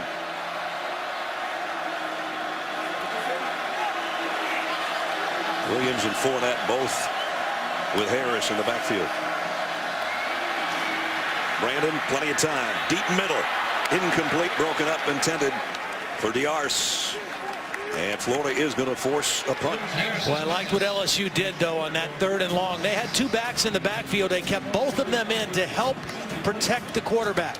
They both chipped on the outside rushers, and that gave the quarterback, Brandon Harris, plenty of time, just not able to make the connection with Diarse. So that holding call was the killer, because now it's 4th down at 15, punting inside their own 10, and they should get decent field position, they being the Gators. Antonio Callaway is the punt return man. Short kick, and it's going to bounce near the sideline and finally go out of bounds. Ended up getting a decent roll out of it, but it's out at the 34-yard line. Enter the other Harris at quarterback. Treon coming back out. Again, I think when Treon is in a drop back pass situation, he needs to hang in there a little bit longer and look to step up and move up in the pocket instead of escaping outside. Now, if it's a bootleg or something that's designed to get him on the perimeter, that's different. His biggest play was that scramble that he threw as he was going to his left down to Antonio Callaway. That got him down to the 19-yard line. Then he hit his tight end McGee on the next play for a touchdown. So those two plays were huge late in the second quarter. Let's see if they can gear it up to start the third. Calvin Taylor. And Taylor, one of his better runs of the night. Really nice block on the outside by the freshman receiver, Callaway. Antonio Callaway, 198-pounder freshman out of Miami. Blocking on the perimeter. Watching the left side of your screen, you're going to see 81 lock his man up, keeps his hands inside, and Kelvin Taylor does a nice job of just cutting off of that block. And right off the number 1 on the back of his jersey on that block, and got 8 yards. 2nd down and 2. Now the tight ends both come in from being wide. Now they're in tight, and it's Callaway moving around. Fake it to Taylor, and good read. Nice job by not trying to throw that into any traffic, and Treon Harris picks up the first down on the run. See, this was a designed bootleg, which ideally you get him out on the perimeter, but it was a good upfield rush, and Harris made a nice read cutting inside the block of his tight end Goolsby and turning it into a first down run. So first down at the 47, opening possession offensively in the third quarter for the Gators, who trail by 2 scores. Well, the guy who has been absent for Florida tonight, DeMarcus Robinson, is their big play receiver, an explosive guy out here on the edge. He's been very silent so far for the Gators. Got 1 catch. Again, play action. He's looking that way and going that way, and wide open is Goolsby. And Goolsby's inside the 25. He got loose back there in the secondary. Well, 2 defenders went with DeMarcus Robinson, and nobody picked up Goolsby coming out of the backfield. Here's Goolsby. He's going to run out to the outside. 2 defenders are going with DeMarcus Robinson on the inside post route. The corner and the safety were thinking what you were thinking, and meanwhile the tight end gets it all the way down inside the 25. Nice read by Treon Harris, finding the uncovered guy. 30-yard pass play. First down, Gators at the Tiger 23. Powell in motion. And now sets up in the slot. There goes Neal again over Harris. That's his 2nd sack of the night. Flag down. And he had Taylor right out quickly. If he throws it right away to the back, Kelvin Taylor makes a good play. On the offense, more than 4 in the backfield. That penalty will be declined. 2nd down. Watch as this play unfolds. Kelvin Taylor's going to drop over here. And Treon Harris is looking downfield. If he dumps it right now to the back, Kelvin Taylor makes that a positive gain. Would have come back because of the illegal formation, but can't hold the ball that long in that situation. Lewis Neal was one of our impact players defensively. He's made an impact for LSU tonight. Another sack and an 8-yard loss, and 2nd down and 18. Treon Harris straight up the middle, broke 1 tackle. Nice run inside the 20, and he's going to get a first down or very close. He's about a yard shy. That's the point I was making about Treon Harris. He's such a gifted runner. Step up in the pocket, keep your eyes downfield, and then if you have to run up through the middle, because that LSU defense is chasing receivers. Instead of trying to get outside the defense, go up underneath them. And how about that move in the open field? Yeah. Again, Florida, as they've done a couple times earlier, bring in Brian Cox Jr. and C.C. Jefferson, normally defensive linemen, as extra offensive push. 3rd down and 1. Kelvin Taylor. Oh, man, he ran into a wall. Wearing number 52. Kendall Beckwith didn't get it.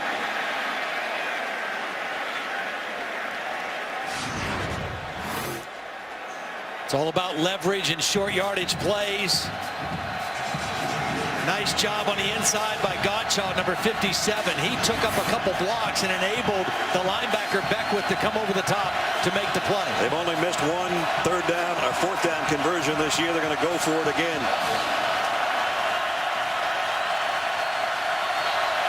4th and a yard. Harris gives it off to Scarlett, heading to the corner. He's got the first and a bunch more. 1st and goal for the Gators. Jordan Scarlett, the freshman, gets 11 yards. Well, how about that for a blocker out in front that's a defensive lineman? Brian Cox Jr. doing a nice job leading the play from the fullback position and springs the tailback for a first down. 1st and goal at the 3. Trying to make it a 1-score game. Florida's opening drive of the 3rd quarter has taken them to the 8th play in 63 yards. Knocking on the LSU door. Good spot here. Play action bootleg. Treon Harris. It's Neal chasing him again. Throws it the last second and throws it away. Yep. Good discipline by LSU's defense. Anticipating play action pass. I thought Florida might go with that, but LSU was not fooled. Stayed right in coverage. Treon Harris did the right thing, throwing that away. Number 92's been a pest if you're a Florida offensive player, isn't he? Good ball game for Lewis Neal, the junior out of Wilson, North Carolina. Second down and goal. Kelvin Taylor has come back in at tailback. He gets the pitch. Got a yard, maybe a yard and a half. It's third and goal. Florida tried to do the same thing LSU did to them. Come up, line up quickly, snap it quickly. A lot of extra bodies on the right side of the formation, but LSU's defense got down, got set, and got good underneath leverage on the football. You think Jim is thinking two-down territory down here? He's got a backup kicker. Yeah. He's trying to get momentum against 102,000 screaming against him. They might go for it if they don't get it here. Third down and goal. Jake McGee, the tight end's in the backfield, and now will empty over to the left side. Kelvin Taylor, he's trying to get a block for him. Taylor cuts it in. Touchdown, Gators. How about Brian Cox Jr., though? A defensive end leading the play as a fullback. This is an athletic guy. Watch him get his block. McGee gets a block. But a defensive lineman lined up as the fullback and gets the key block that Kelvin Taylor cuts up inside for the touchdown. And Ricky Jefferson, the safety, is wondering if he can get a license plate number on Brian Cox Jr. He got it right in the chin. Extra point. Up and good. How about Florida's defense first holding LSU's offense on their first series, getting the ball back after the punt, taking it 10 plays and 66 yards. Kelvin Taylor, for the 8th time this year, finds the end zone. It's a one-score game.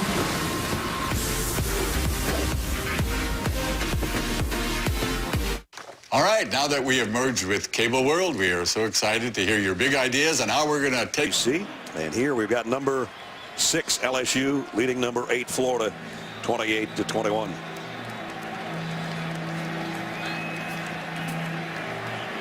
The play clock has been straightened out apparently, so they're not going to have to keep the clock, though they will on the sideline anyway, but the quarterbacks are going to know how much time they've got in the huddle without having to look to the officials.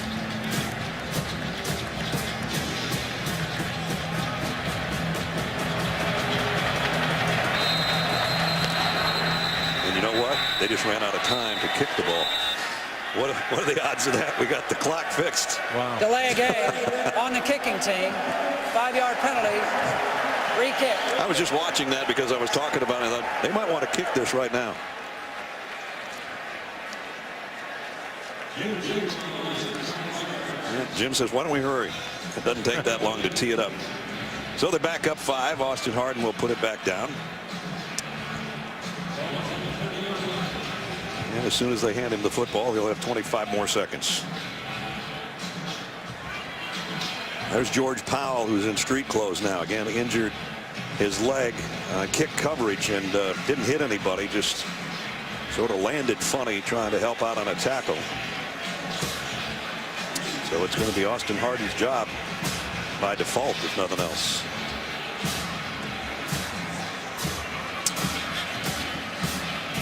Okay, Austin, you got 12 more seconds to kick this thing. There we go. And Geis will sail over his head, bring it out to the 25. We'll send it out to Adnan Burton. Thank you, Brad. Danny Cannell has called this the year of the running back in college football. Over on ABC, it's Ezekiel Elliott. 10-yard touchdown run, Big Ten leading, 11th rushing touchdown this season. He has been great for Ohio State. They're up 14-3 once again on ABC. Brad, back to you, sir. All right, Adnan, thanks. Our AP Top 10 rankings brought to you by Chick-fil-A. And of course, Ohio State, the one Adnan's talking about, with a 14-3 lead. Baylor and West Virginia had a shootout. Baylor usually gets the best of those and puts 62 up again. And right here, Florida trailing LSU in a battle of top 10s. Geis, the tailback in the eye right now for the Tigers as they work from their own 25-yard line. And he gets a call. Got about 3. Alex McAllister made the stop. Geis, SEC Freshman of the Week for his performance a week ago. 16 carries, 161 yards, so 10 yards a pop, and a touchdown in the win over South Carolina. One of the things we wondered about tonight was the LSU offensive line. You mentioned the two youngsters at the guard position. And one of the real strengths of this Florida defense is their inside tackles, particularly Jonathan Bullard, number 90. The young guys have held their own okay. They've done well against this defensive front. Play action pass on 2nd and 6, a pump fake and a long ball. And incomplete. Hargraves actually had a better shot at that than Traven Durrell did. It's a really good cover corner, number 1. Well, he's got the skill set. He's got the confidence. He's got the swagger that it takes to play. And they put those guys on islands quite a bit within this defense. And Vernon Hargraves kind of likes that situation. 3 wideouts and 2 backs. The last time they had this, it was a max protection, as Todd said, as they kept those guys in to block for Brandon Harris. See what they do this time. Trouble coming. Harris gets out of it, but he's not going to get the first down. Run down by Jordan Sherritt before he can get there, and it's a punting situation where we check in with Holly. Well, Todd, you talked about that defensive front for Florida. Tonight is the 7th different starting combination that Florida has used up front. I talked with co-defensive coordinator Randy Shannon before the game. I said, why are you switching things up so much? He said, it's all about competition. Whoever practices the best leading up to that week, that's who starts on the front. He said this is also their prowler package. These are the best 4 pass rushers. They've used it in specialty situations, but tonight they all started the game. Randy, a former head coach at Miami. Short punt. A good roll for LSU, but still decent field position for the Gators. They couldn't have asked for a better opening of this 3rd quarter. They forced a punt. They got it down for a touchdown to cut it to 7. They've got it back when we come back. Fighting machine. And Chick-fil-A. We didn't invent the chicken, just the chicken sandwich. Tigers have had their growl taken away from them a little bit here in the 3rd quarter. They've seen Florida score a touchdown to cut it to 7, and now the Gators have got it back. And it starts with their defense. Back-to-back stops the first 2 possessions, and their offense with the ball again. Harris, play fake bootleg. Here comes Neal again. Treon Harris is going to have nightmares about number 92 tonight. Every time he turns around, that guy's in his face. And again, playing with excellent discipline. Maintaining leverage on Harris, not allowing him to get outside. See how he attacked the outside shoulder and forces Treon Harris to throw that football away. It's been a staple of LSU over the years. Not only big guys on the defensive line, but they can run. It's not like Treon Harris is a slow quarterback. Right. 2nd down and 10 from just outside the 27. Calvin Taylor behind Treon in the pistol, and he'll get the carry, and he'll get dropped in his tracks by Tashawn Bauer. Well, one end on one side of the play and the other end on the other play. Bauer is right here. Here's the other defensive end, gets penetration across the line of scrimmage. Nice spin move in between the tackle and guard and into the backfield. He missed the game last week against South Carolina, banged up a little bit, and tonight he's doing the banging. A loss of 5. It's 3rd and 15.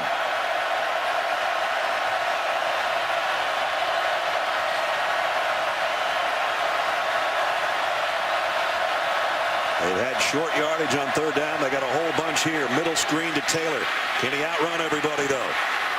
And he might, after all. He got hit forward by the defender, I think, and he might have a first down. Looks like it. Good call, 3rd and long. And then good open field running by Kelvin Taylor. Set up well by Treon, and then watch the open field running. Breaking a couple tackles, spinning towards that first down, and then reaching the ball at the end and getting the yardage. And it was Kevin Tolliver, the freshman corner, who at the last second hit him and popped him forward for the 1 more yard he needed. It's 1st and 10. Cronkwright's in the backfield now for the Gators. He's going to get a carry on the inside and lose a yard. I think they're going to call the receiver, Antonio Callaway, for starting up field too soon. He was coming in motion towards the line of scrimmage, and I think he took a step forward too soon. Illegal motion on the offense. Number 81 was going toward the line of scrimmage. That's a 5-yard penalty. Replay. First down. Yeah, but it's not the CFL, Antonio. So they're not helping their cause on this drive, either loss of yardage or by penalty loss of yardage, putting them in long yardage situations. 1st and 15 now. As the clock works its way under 5 minutes in the 3rd quarter. Cronkright stays in there. Treon Harris in the shotgun, and that's McGee on the move, the tight end. The throw intended for McGee, and he somehow stole it away from the defender. I thought it was going to be intercepted. Deion Jones had his hand on it. I think Jake just said, I'm taking this thing. Yeah, I think Deion Jones thought it was going to be intercepted too. Ball was a little bit behind Jake McGee, but McGee just reached the hands back and snatched it out of the air. Heck of a play by the tight end, who has a touchdown tonight. Pickup of 10. Makes 2nd down a little better for him. 2nd and 6. Taylor back in there at tailback, and he'll get the carry. Maybe 2.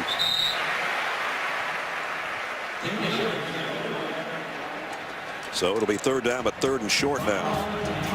You know, we haven't talked much since the beginning of the game about what they missed with Will Greer, who was the starting quarterback. His throwing the ball down the field. The wide receivers maybe not as much involved in this pass offense as they have been the last few games. Treon Harris working the middle of the field pretty well, though. Big 3rd down here for the LSU defense. Likewise for the Gators to try to keep the drive alive.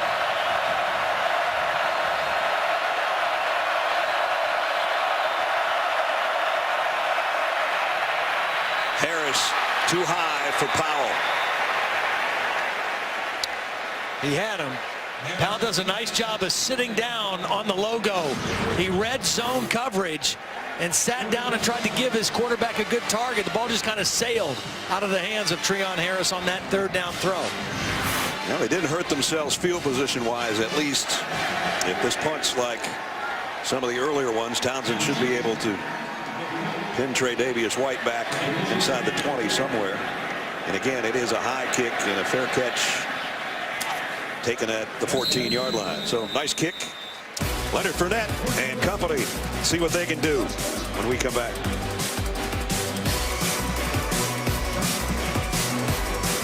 The NBA on ESPN returns October 28th. Front, time for our Aflac trivia question. Who are the only 3 college football players to average 200-plus rush yards per game for an entire season? The reason we ask that is because Leonard Fournette is on pace to do that. Right now, he's only halfway there. Been kind of a quiet night. It's amazing that you can say 17 carries for 106 yards and 2 touchdowns is quiet, but you never know. They're at the 15-yard line. He's always one play away from making it 85 yards the other way. He's a single setback right here on 1st down. Fournette spins his way out to the 23-yard line. On his first touchdown tonight, he just cruised in the end zone on the Wildcat. And speaking of, Tom Cruise in the house tonight. It's a big game. Wow. It's not mission impossible to beat these guys, though. You know, LSU, tough at home. At night, it's almost impossible under Les Miles. 47-4 Les is at night in Death Valley. Second half possessions, though, they've had 2 3-and-outs after going 4 touchdowns in 4 possessions to end the first half. Let's see if they can get a first down here without punting. 2nd down and 3. Fournette's going to lose yardage. Nice play. First guy there was Jared Davis, and then Brian Cox cleaned up. 3rd down coming up, but let's check in with Adnan right now. All right, thank you very much, Brad. I want to update you on BC and Clemson. Deshaun Watson to Artavis Scott. BC hadn't allowed more than 14 points in a game this season, but so far it's all Clemson. Back to more Tom Cruise references. Brad? From one Death Valley to the other. 3rd down and 5 coming up. Well, Davis made that last play. I'll tell you, these 2 linebackers, Davis and Morrison, 40 and 3 for Florida, have been very, very active. Right there. Will they have to punt again? Darrell Williams will let us know. The stiff arm, and they will. Boy, Florida's defense this third quarter has just shut things down. Well, again, coming into the game, statistically, one of the best in the country. Only allowing 296 yards per game. 16th best in the country. They gave up over 300 in the first half on a lot of nice run-pass balance for LSU. But so far in the second half, a different-looking Florida defense. So Jamie Keene's got to kick it again. Antonio Callaway waits down there on the other end in the middle of your screen.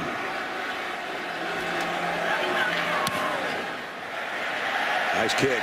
Callaway's got a back pedal to the 28. Slips a little bit. Now comes forward. Antonio Callaway at midfield. He might take it. Callaway to try to tie the game. Touchdown.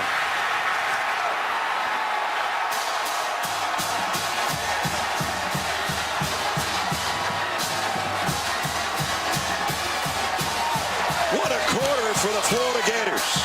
Coming into the game, LSU, the worst rated team in college football in punt return defense, giving up an average of 23 yards per punt return. That one devastating here in the third quarter. You don't like to see triple digits in that right-hand column. There's a whole bunch of triple digits, and it just got worse. And that punt return one is the worst it could be. 72 yards. And I said to tie the game, you got to hit the extra point first. I understand that, but Austin Harden to try to tie the game with 1:04 remaining in the third.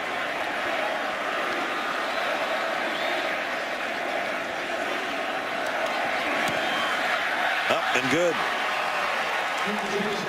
The freshman, who they say we keep pressing the envelope with this kid to see how much he can do. He just did a whole bunch of damage if you're an LSU fan.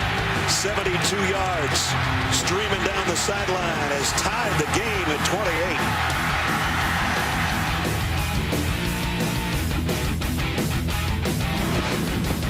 Took about 9.5 yards a return, but that one has struck the hearts of LSU fans to tie this game.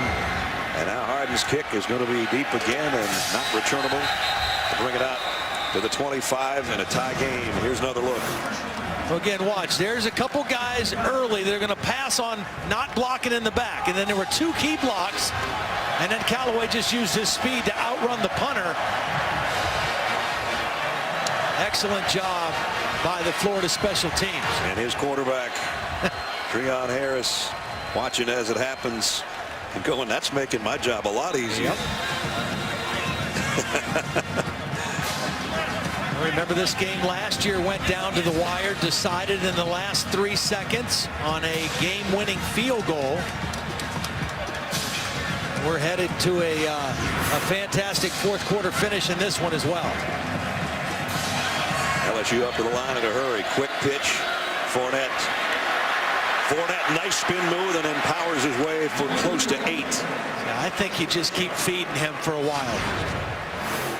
They kind of got away from their I formation a little bit, went more one back.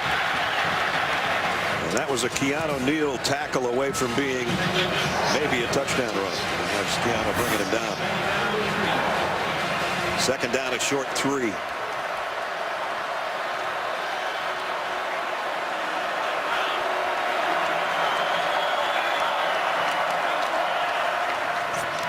Fournette, first down, a bunch more, 45 midfield before he's run out of bounds. He's the best player on your football team. The game is in the balance. Keep giving him the football. 18-yard pickup. Gerald Hawkins, a nice job blocking from his left tackle position. And what this will do is this will set up an opportunity for a play-action pass, maybe one of those deep crossing routes like they hit Doral earlier in the ball game. I don't think LSU wants to run another play before the end of the third quarter. And the third quarter does come to a close. Brandon Harris, number 7, Leonard Fournette, Tigers, Gators, tie game, 15 more to play, hang around. We start the fourth quarter tied at 28. Speaking of 200+ yards per game, Leonard Fournette's not going to get much on that carry. Nope, they made him change directions in the backfield. Again, that's the key. to defending him. It was the same if you tried to defend Herschel Walker or Bo Jackson. Because of how fast and powerful they were, if they got their shoulders square to the line of scrimmage and hit that line of scrimmage at full speed, it was going to be positive gains. If you get them to turn their shoulders at the line of scrimmage, then you can get them on the ground. 3 wide receivers set here on 2nd down and 10. Fournette stays in the backfield as Brandon Harris is in the shotgun. Now shifts to his left. They fake it to him, and Harris is going to keep it himself, trying to get to the edge. Got 3 or 4 and got whacked out of bounds. No flag. Or is there one? Yes, there is. It rolled in there late in the bottom of the pile. Going to have a personal foul. It wasn't a hard, heavy hit, but it was definitely in the white area. Good read. There is no foul for a late hit, out of bounds. And they're going to pick it up. 3rd down. Yeah, I mean, he tried to hold up. It was Keanu Neal, number 42. I think it was worse looking because Brandon slipped right there on the sideline. I think you're right. I think it's a good no call. I'm glad they picked that up. It's good hustle. It was a good read by Brandon Harris to keep the football and bring up a manageable 3rd down situation. Again, 2 backs in the backfield. They've been keeping these 2 guys in to help Chip on the outside rush. They also had that middle screen that they used in the first half. And LSU's got to take a timeout here. Crucial 3rd down. First yards timeout, LSU. They have to get it just inside the 40-yard line for a 1st down. And we'll see what they have come up with when we come back to Death Valley in a moment.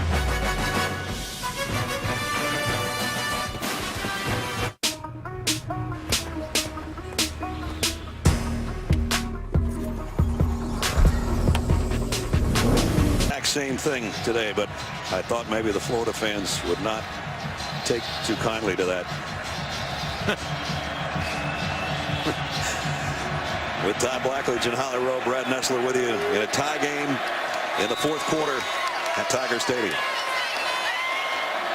A huge 3rd down here for both teams. Harris, quick slant, got his man, and it's Trayvon Durrell again. He's been his main target. Pick up a 14. Nice job. They motioned one of the backs out of the backfield. That loosened things up, and then the slot receiver, Durrell, ran the little slant. Good timing and good accurate throw by Brandon Harris. 5th catch of the night for number 83. Keeps the drive going at the 31-yard line. Now you can give the ball back to number 7. They run up to the line in a hurry again, and here comes number 7 on the pitch. Wow, that looked like it was going to be a 1-yard gain. See, that doesn't look like much, but it's a 4.5-yard gain, and you got guys bouncing off of him as he's running the football. I mean, that's a 5-yard gain that looked like should have been a 0 gain. Yep. Fournette with 139 on 23 carries. Again, he has not broken a long one yet. His longest was 25.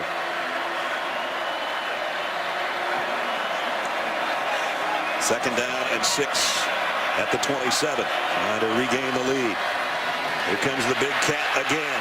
And there goes the big cat again. Out at the 15, 1st down. Make it the 13 before they knock him out.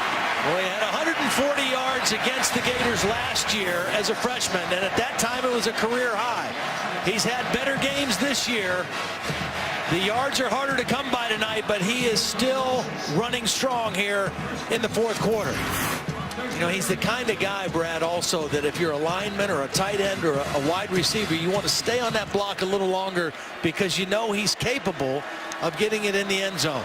We said to Vidal Alexander yesterday what it's like to block for this guy, and he said, all I can go by is the crowd making noise, and if they're really loud, I knew he did something good because I'm usually blocking and I don't have a chance until we watch the film to see how he did it. Geis is going to come in and give Leonard a breather.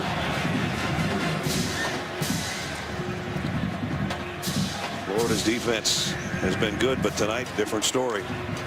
When they get down there, and 2 of those touchdowns, remember, were Fournette, one in a wildcat situation and one on a handoff. But in this case, Geis is in as the tailback. Here's the fade to the corner. And any flags? Jalen Tabor, they say no. Malachi Dupree was thinking yes. Well, pretty good coverage by Tabor.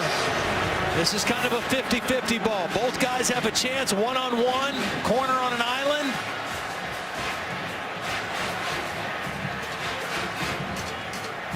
Now, a little bit of a hand fight at the end, but not much. It's a one-person route. Good maximum protection, trying to go one-on-one. The ball was thrown a little bit inside. Had the ball been thrown over the outside shoulder a little bit more, a better chance of success. Malachi Dupree, 5 for 115 and a couple of touchdowns. Play action. Here's the throw to the tight end, and he got drilled at the 17-yard line. And it was Keanu Neal, a guy that his coach, Jeff Collins, likens him to Cam Chancellor with the Seahawks. Watch this play. Well, there's Neal. He reads it. He's got his eyes on the quarterback, read quickly, and then a nice form wrap-up tackle for no gain. LSU tried to fool him, sending action to the left and the throw back to the tight end, but Florida in great position to make the play. Once they took Leonard Fournette out, the offense stalled, and now they got to settle for 3. This guy hasn't missed yet. This will be a 33-yard attempt for Domingue, and it's a fake. The throw to Domingue, he bobbles it, and now he heads to the end zone. Touchdown!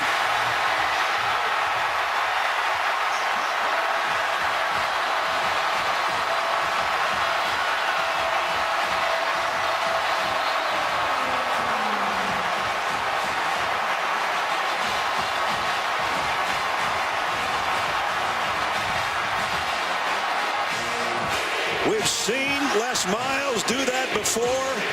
It was picture perfect. We've seen him do it before against these same Florida Gators. Brad Craigthorpe was the holder, a backup quarterback, and he made the play. Extra point if he's not too excited goes through as well. Give him all 7 of those points. We told you the fourth quarter was going to be fun. This is craziness. The kicker caught it 3 times, and from 16 yards out gives the Tigers a touchdown lead.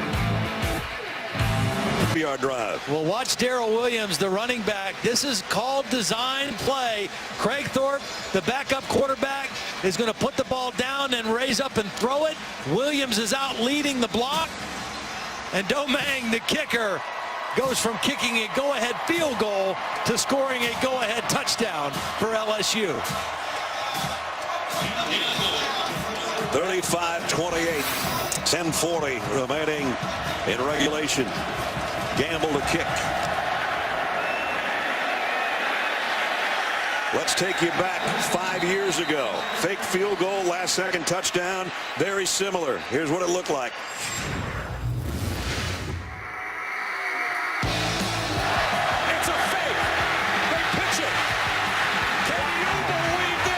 There's a pass, same play, and that one is touchdown! Tigers! 6 seconds to go in the game. So the fake wasn't a touchdown, but it was keeping the drive alive that led to that touchdown pass. And Les Miles has pulled another one out of his mad hat, and he's up by 7.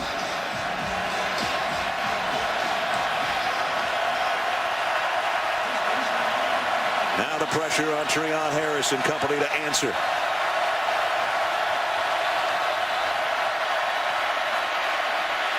Harris throws on the run and throws a strike to Powell, and he's got a first down and cut back to the middle of the field to get some extra yardage as we check in with Adnan again. All right, Brad, thank you. An update from South Bend. Notre Dame was leading at 24-10. Back come the Trojans. First game without Coach Sir, Cody Kessler to Taylor McNamara, and they take a 31-24 lead. Back to our Top Gun, Brad Nessler. Thanks, Adnan. Great game here with 10:20 remaining. Best in the East, best in the West for supremacy at the midway point of the Southeastern Conference. Calvin Taylor cuts it outside. Nice gain. Good run out to the 42. Let's check in with Holly. Well, guys, it has been a blast watching the reaction of these teammates on the sideline to that kicker and that fake kick. He came over to the sideline and he told his teammates, I was bobbling that ball. I didn't know if I life. He is the big-time hero over here. And, guys, if you could see him, he is so little and so thin. It is a huge play for this kicker. Well, with the special teams and the way things went for him earlier, they were due for something positive to happen. And that one did it to give them the lead. But Florida approaching midfield here with 9.5 to go in the fourth quarter. Blitz coming off the corner. Harris fires quickly, got it to his tight end, but he's short as Jake McGee knocked out at the 49 of LSU. Actually, he was still inbound, so the clock will continue to run. That for Jake is his 5th catch of the night, including a touchdown of 19 yards in the first half. Still think Florida has to find a way, maybe not necessarily on this play, but before this game's over, they got to find a way to get the football to Demarcus Robinson, number 11, and get him involved in their offense. He trots out to the top of your screen here on 3rd down and 2. Full backfield right now with Taylor behind Treon Harris. Kelvin looking for the first down first of all, and he got it with second effort, I think. It looked like he was going to be about 1.5 yards shy, and he just powered his way to that first down marker. He does a nice job of making quick cuts to get into the hole. He's stretching this play, and he's looking for a crease. And at the last minute, he plants, cuts up, gets his shoulders north and south, and gets to the first down yardage. Of course, his dad, a great gainer and a great NFL player, Fred. Calvin, they're going to bring the change from the far side to see if indeed he got the first down. I thought he got it by the nose of the ball, but we'll see. Been a tough sledding 25 yards, I'll tell you that. That was the thing when we talked to Kevin Steele, the defensive coordinator. He said, you know, when you look at the statistics on this guy, he only averages 73 yards a game, 3.9 yards per carry, but he said he's a much better back than that. Yeah. When you watch him on film, he's much better than that. He fights for that hard yardage. He gets overlooked a little bit because of all the great backs in this conference, including the guy on the other side who's right now the best. Nick Chubb out with an injury, would have been considered right there with Leonard Fournette.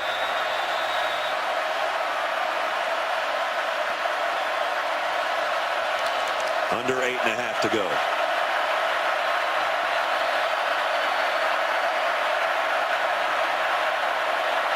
Harris running out of time. Maybe that's a good thing. Running with the ball. Flags down. He got to the 40. Probably going to be a holding. Yep, flags in the area where you expect a holding call. Personal foul. Hands to the face. Offense. Number 78. That's a 15-yard penalty from the previous spot. Replay, first down. That's actually worse. Yeah. David Sharp, the left tackle. There it is right there. Left hand up into the face of Arden Key. They've got the true freshman that they're really high on, Martez Ivy, number 73, in at left guard right now. Trip Thurman over on the right side. Talk about ruining field position. Yeah. That's about the worst thing that could have happened. Well, it's still first down. That's the only silver lining here. So you got a couple downs to make up the ground again. Don't need it all in one play. At an empty backfield, you either think it's a quarterback run or he's going to fire, and he does. And he threw a strike. And it's Demarcus Robinson, and Robinson inside the 25, a flag at the end of the play. But that's the guy Todd's been saying. They got to get it to him. They got it to him. Callaway got a nice block out there too, but the flag was at the end of the play. I'm wondering if they called the flag on Callaway. I thought it was a good block. It's going to be a first down either way, no matter what happens here. So a big gainer on the pass play. Would have been about 38 yards pickup, but going to take away the penalty. There is no foul for targeting. The hit was in the chest. Yeah. It was a good block. Good block by Callaway. Shoulder to the chest. We've seen him get a couple nice blocks, but that block picked up about an extra 10 to 12 yards on the catch by Robinson. It was a great block. It was right shoulder right into Ricky Jefferson's right shoulder. How about that? We said he don't need it all in one play. They said, we'll go ahead and get it in one play. Yeah, I take it back. And it's inside the 25. First down at the 23-yard line. 7.5 to go in the fourth quarter. Florida trying to tie this thing up. Brandon Powell settles in on a slot to the right side as Treon Harris in trouble again. Going to try to get rid of this one, and he got it over to the sideline. Nobody over there. Got it over the line of scrimmage. Well, he didn't get outside of the tackle box. There was a receiver somewhat close. He didn't get outside of the tackle box. The ball did cross the line of scrimmage. They just have to determine if somebody was in the area. Intentional grounding. Offense, number 3. That's a spot foul. Loss of down. Second out. We're going to be right here. See, he never left the pocket. He moved up, moved over a little bit, but when he threw the ball, he wasn't outside the tackle box and clearly throwing the football away. Now, Brandon Powell wasn't close enough over on that far side. He would have been the nearest receiver. So a 12-yard loss, a loss of down to go with it. 2nd and 22. Treon Harris has to be thinking at least get us back into field goal range here, if nothing else. He'll roll to throw. And throws it away. There's 7 minutes and 7 seconds left in the football game. This isn't going to be the last time you have the football offensively. But you got to try to get yourself in position to get some points on this drive if you can. Your kicking game is this at best, and I'm shaking my hand side to side. I'm not trying to rough up the Florida kickers, but their backup kickers kicking because their frontline guy got hurt earlier, and neither one of them were Mr. Dependability.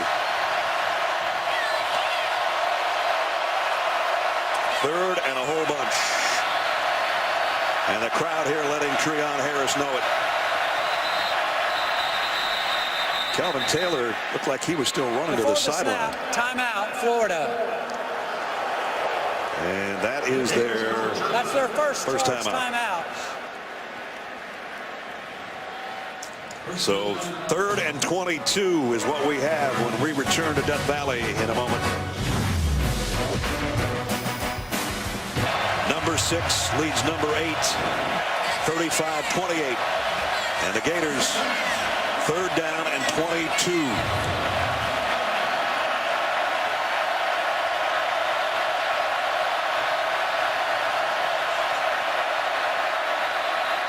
Harris lets it rip. Deep man there. Got it. No, and he dropped it. Had it and couldn't hold it. Antonio Callaway, would have been a touchdown.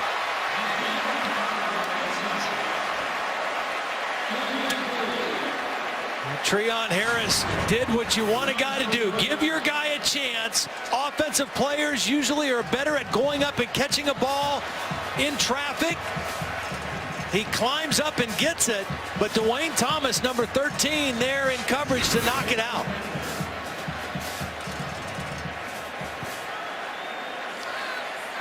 So punting time for Johnny Townsend. He'd love to bury LSU deep in their own territory. Those little flop punts, and he might have done just that. Did they keep it out? Yes, they did. 1 yard line. Nick Washington. That's what you call pinning them.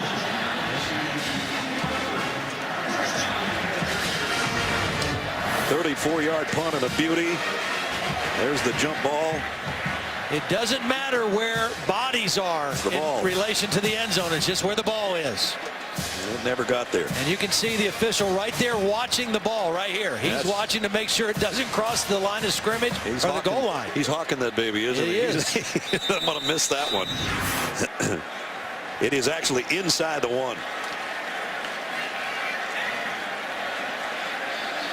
Les Miles, perfect when he's got over 100 and they have under 100. Well, both things are happening, but still a precarious spot they're in down at their own goal line. And Brandon Harris just tries to get what he can. We'll check in with Adnan again.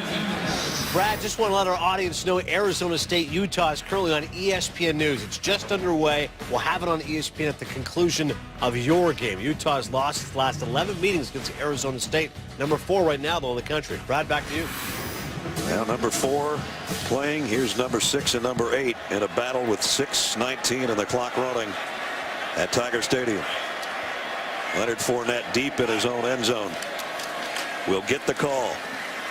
Puts his head down and goes straight ahead across the 5 to about the 7. Big third down coming up here. Florida's got to have a stop.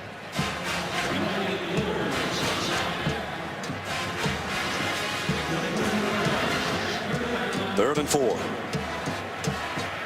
I would imagine Jeff Collins, the defensive coordinator, is anticipating run here.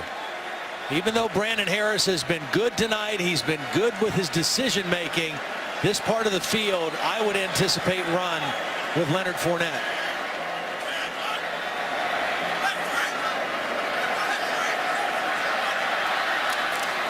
You would anticipate correctly, sir. And he broke off it. First down. Throwing guys out of their way with that stiff arm with the left hand, and he's got a first down at the 19-yard line. The one game that Florida did not play well against the run, Tennessee, is because they didn't tackle well. They have him stopped short of the first down, but they don't wrap up. And it is very dangerous if you don't wrap this guy up. It's not enough to just come up and hit him. You've got to grab cloth, and you got to get other people there to get him on the ground. And he just said to Marcus May at the end of the run, "Get off me, please." First down at the 20. He's moved to the number 9 spot in career rushing at LSU with that last, I don't know if that was a carry or a train wreck. This time, Florida's equal to the task, dropping for a loss. When they lost or played Tennessee, they won, but they had to come back and score 2 touchdowns in the fourth quarter. They gave up 254 yards rushing. Every other game, they averaged giving up 71 yards a game. Tonight, 213 yards rushing for LSU. Florida uses its second timeout with 4:38 remaining. See the difference now. They got the negative yardage play to try to get this stop.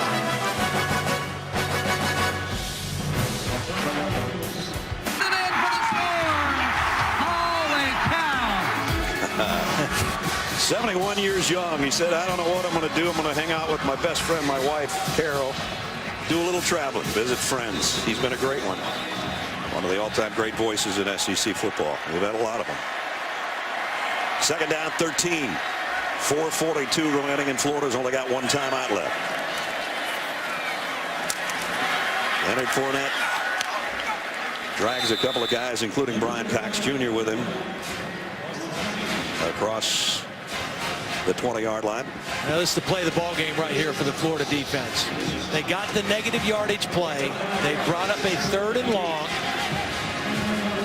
They get a stop here. They'll still get pretty good field position for their offense. With 4 minutes and some change left in the football game. In the first half, Brandon Harris, big plays in the passing game, probably surpassed what the running game did. You let him rip one here at 3rd and 8? I think you throw it for sure. Here it comes. And it's a little bit short, incomplete. Trying to get it to Durrell again, his favorite target, but it is 4th down. So they got the stop they needed, the Gators. That was a long throw from the right hash thrown to the left sideline, and Jalen Tabor in good position on coverage.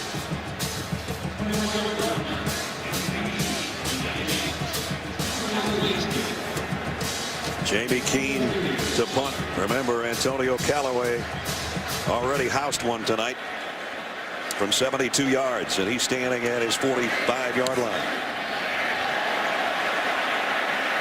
This one's going to go out of bounds. Looks like inside the 40. Pretty good field position, 38-yard line. So that's where Florida goes to work. They still got 3:47 to go and one timeout remaining. Don't forget, get your NFL Sunday started.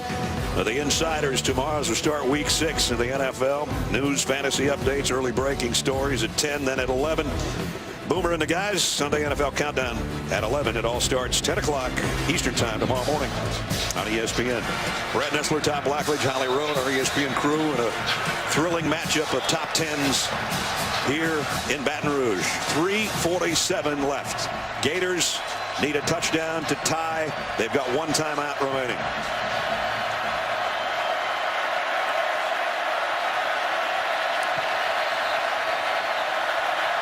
LSU is going to call a timeout here. Second charge timeout, LSU. That's a 30-second timeout. Both teams only have one remaining. Demarcus Robinson had the big play on the last drive. Brandon Powell's been pretty quiet. Callaway, the freshman receiver, as far as the guys that have really sparked tonight for the passing game of Florida. And then Jake McGee, their tight end, also has a touchdown catch and 5 receptions on the night. Here's the SEC as it looks right now. Somebody is going to be defeated here before we finish things in Death Valley. Alabama moved up a notch. Texas A&M moved down a notch with the Tide's win over the Aggies. Ole Miss got kind of roughed up by Memphis today, to be quite honest with you. Score got a little bit closer at the end, but Memphis played a great game, and they're undefeated. Yeah. Georgia, the last report, was tied with Missouri at 6, I think, in the fourth quarter in a low-scoring event. And Georgia, if they win that game, beat Missouri and then beat Florida and Jacksonville, they could be back in the hunt in the East, but that's not the point right now. Treon Harris, empty backfield. That's McGee, the tight end, in motion. Gonna go deep. Overshot everybody. Was intended for Demarcus Robinson. I like the idea of throwing on first down. However, when they're covered like that and you don't dump it off and you bring up 2nd and 10, that's difficult as an offense. You look downfield, you look for the deep throw. If it's not there, you got to find somewhere to dump off the football. That time Robinson was well covered down the field.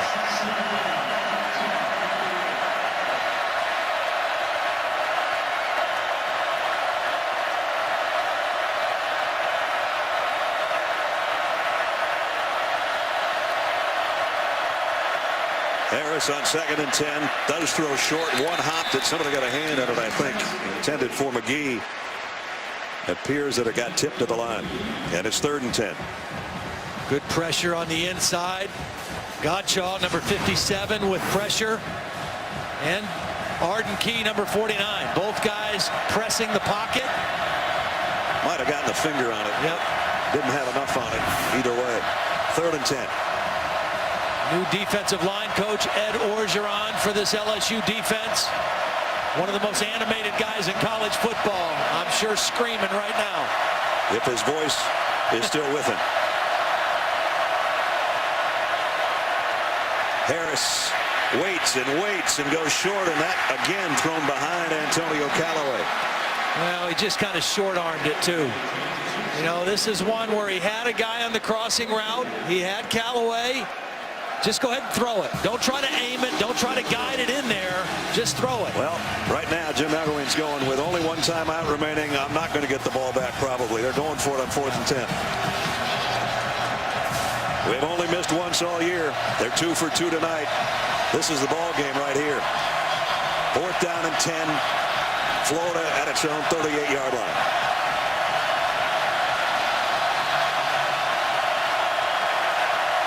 You'll know in a moment if they get it or not. They didn't.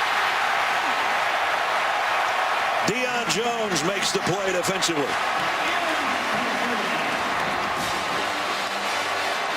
Boy, what a quick athletic move by Deion Jones. As Callaway breaks inside, he's going to break inside. Watch Deion Jones turn his hips and change directions and get a hand on the football. That's an athletic play by a linebacker in coverage on a wide receiver. As good as he was for most of the game, Todd, that's his 6th straight incompletion. Yep. And now LSU takes over at the 38-yard line. Florida can only stop it with one timeout remaining. And they, by the way, have the best back in the country, about 8 yards deep behind their quarterback. This is Leonard Fournette to ice it time. Here he comes. Tough yard, man.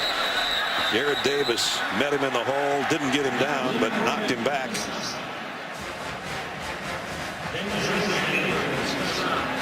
Clock will work its way down under 3 minutes.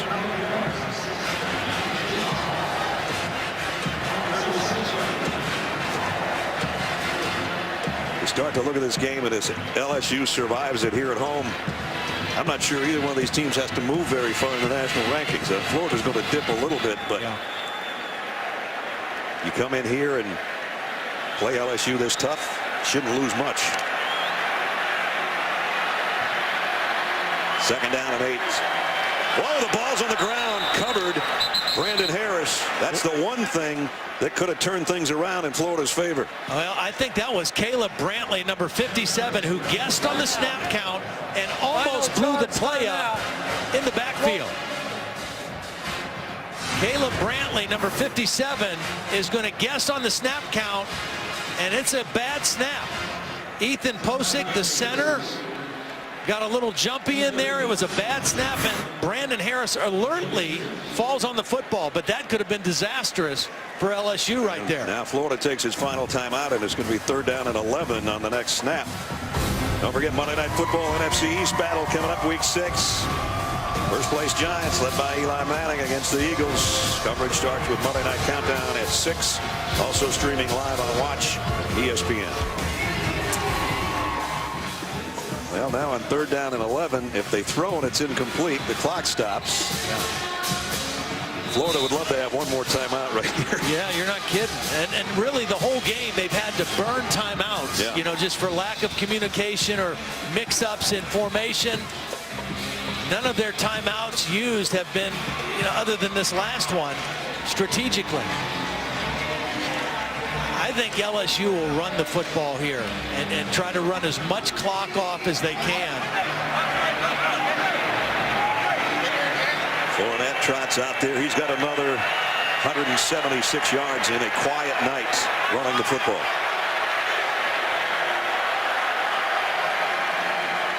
He'll carry it again. Reverses his field, looking for a block from his quarterback. Cuts it back up, and he got to the 30-yard line, or the 35, I should say. Now LSU will just let the play clock go all the way down before 4th down. And then try to punt and bury Florida down inside the 5-yard line. But they'll let this clock, the 24 seconds, run all the way off. And try to leave Florida with as little time as possible and the worst field position possible on this punt. As we worked it under 2 minutes. Unless they take their last time out, they'll just let the clock run out, take the penalty, and then punt it. And that's what they're going to do. Delay a game.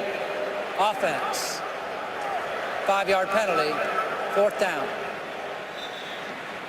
So now Jamie Keene, one of the captains tonight, special team captain, the punter, just wants to make this as miserable as possible for the Gators on where they start their offensive set.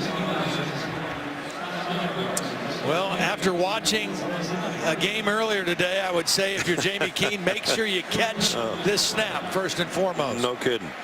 And then try to keep it out of that guy's hands without making him make a fair catch. He made the grab, end over end kick, bounces out, or bounces at the 10-yard line. So he did do a good job. They're 90 yards away with no timeouts and 93 seconds to work with. Don't forget, after Arizona State and Utah, which is going on right now, you can keep it locked to SportsCenter at night for a full breakdown of the entire day in college football. We'll also have highlights and post-game coverage from the Jays and the Royals and the Cubs and the Mets and the baseball playoffs. SportsCenter at night. It's after Arizona State and Utah on ESPN. Now the key is this first down play for Treon Harris. The last time they had the ball, he threw incomplete, kind of wasted a play, brought up 2nd and 10. No timeouts, but with a minute 33, still a lot of time, because if you get first downs or get out of bounds, the clock stops, and you got a chance to reset.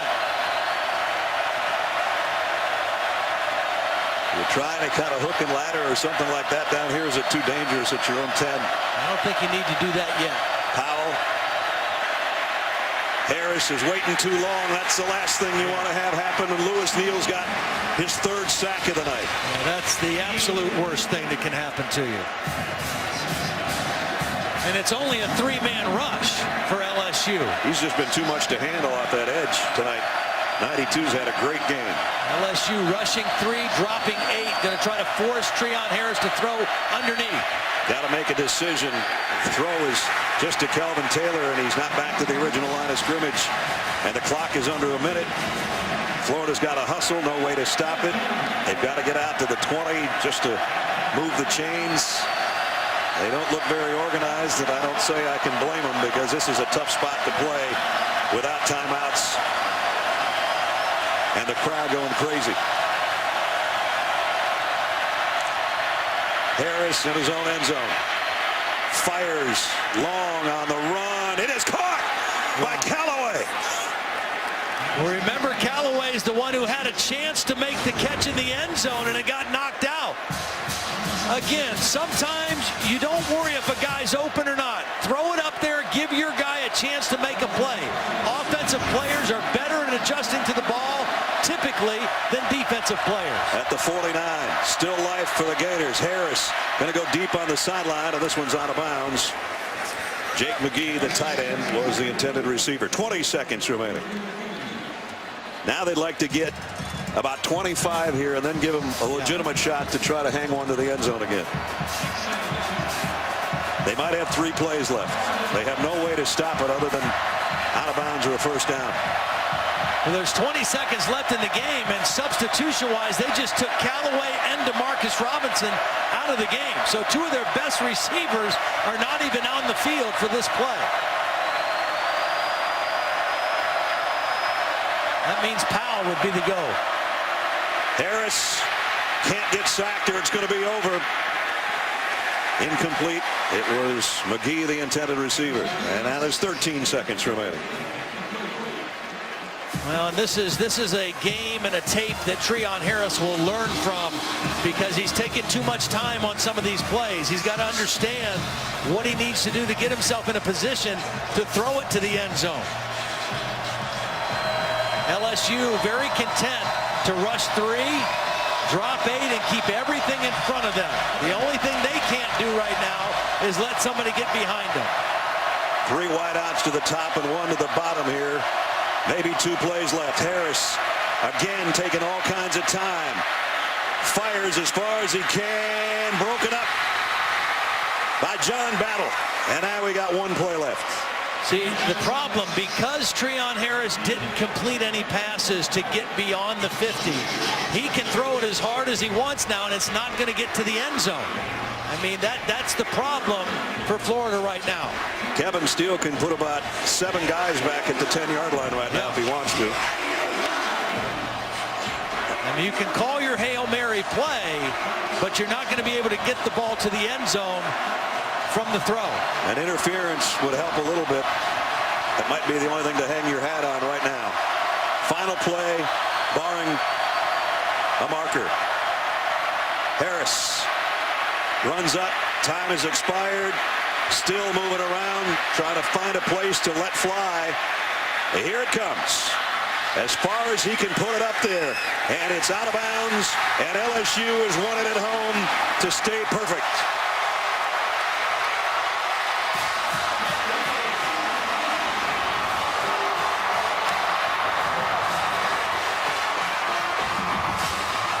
It lived up to the billing of the best in the East and the best in the West, but the West came out on top. 35-28. Let's check in with Holly. Well, Coach, this was a tie ball game. It was 4th and long. Why was that the moment to go for that fake field goal? We had it, and it was an opportunity for us to get 7, and 7's a whole lot more than 3. What was going through your mind as your kicker was bobbling that ball, trying to reel it in? I had some unusual reactions. I wanted to see it. He's caught it perfectly all week. Has this been something you had in all week, Coach? Yeah, it was something we put in just for them.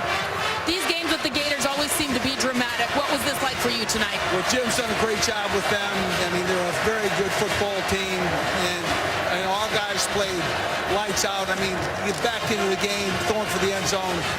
That's the Florida Gator LSU contest. Thank you, Coach. Thank you. Another one of those. Great game by that young fella. LSU still unbeaten, 6-0, 4-0 in conference play. For Todd Blackledge, Holly Rowe, Brad Ness.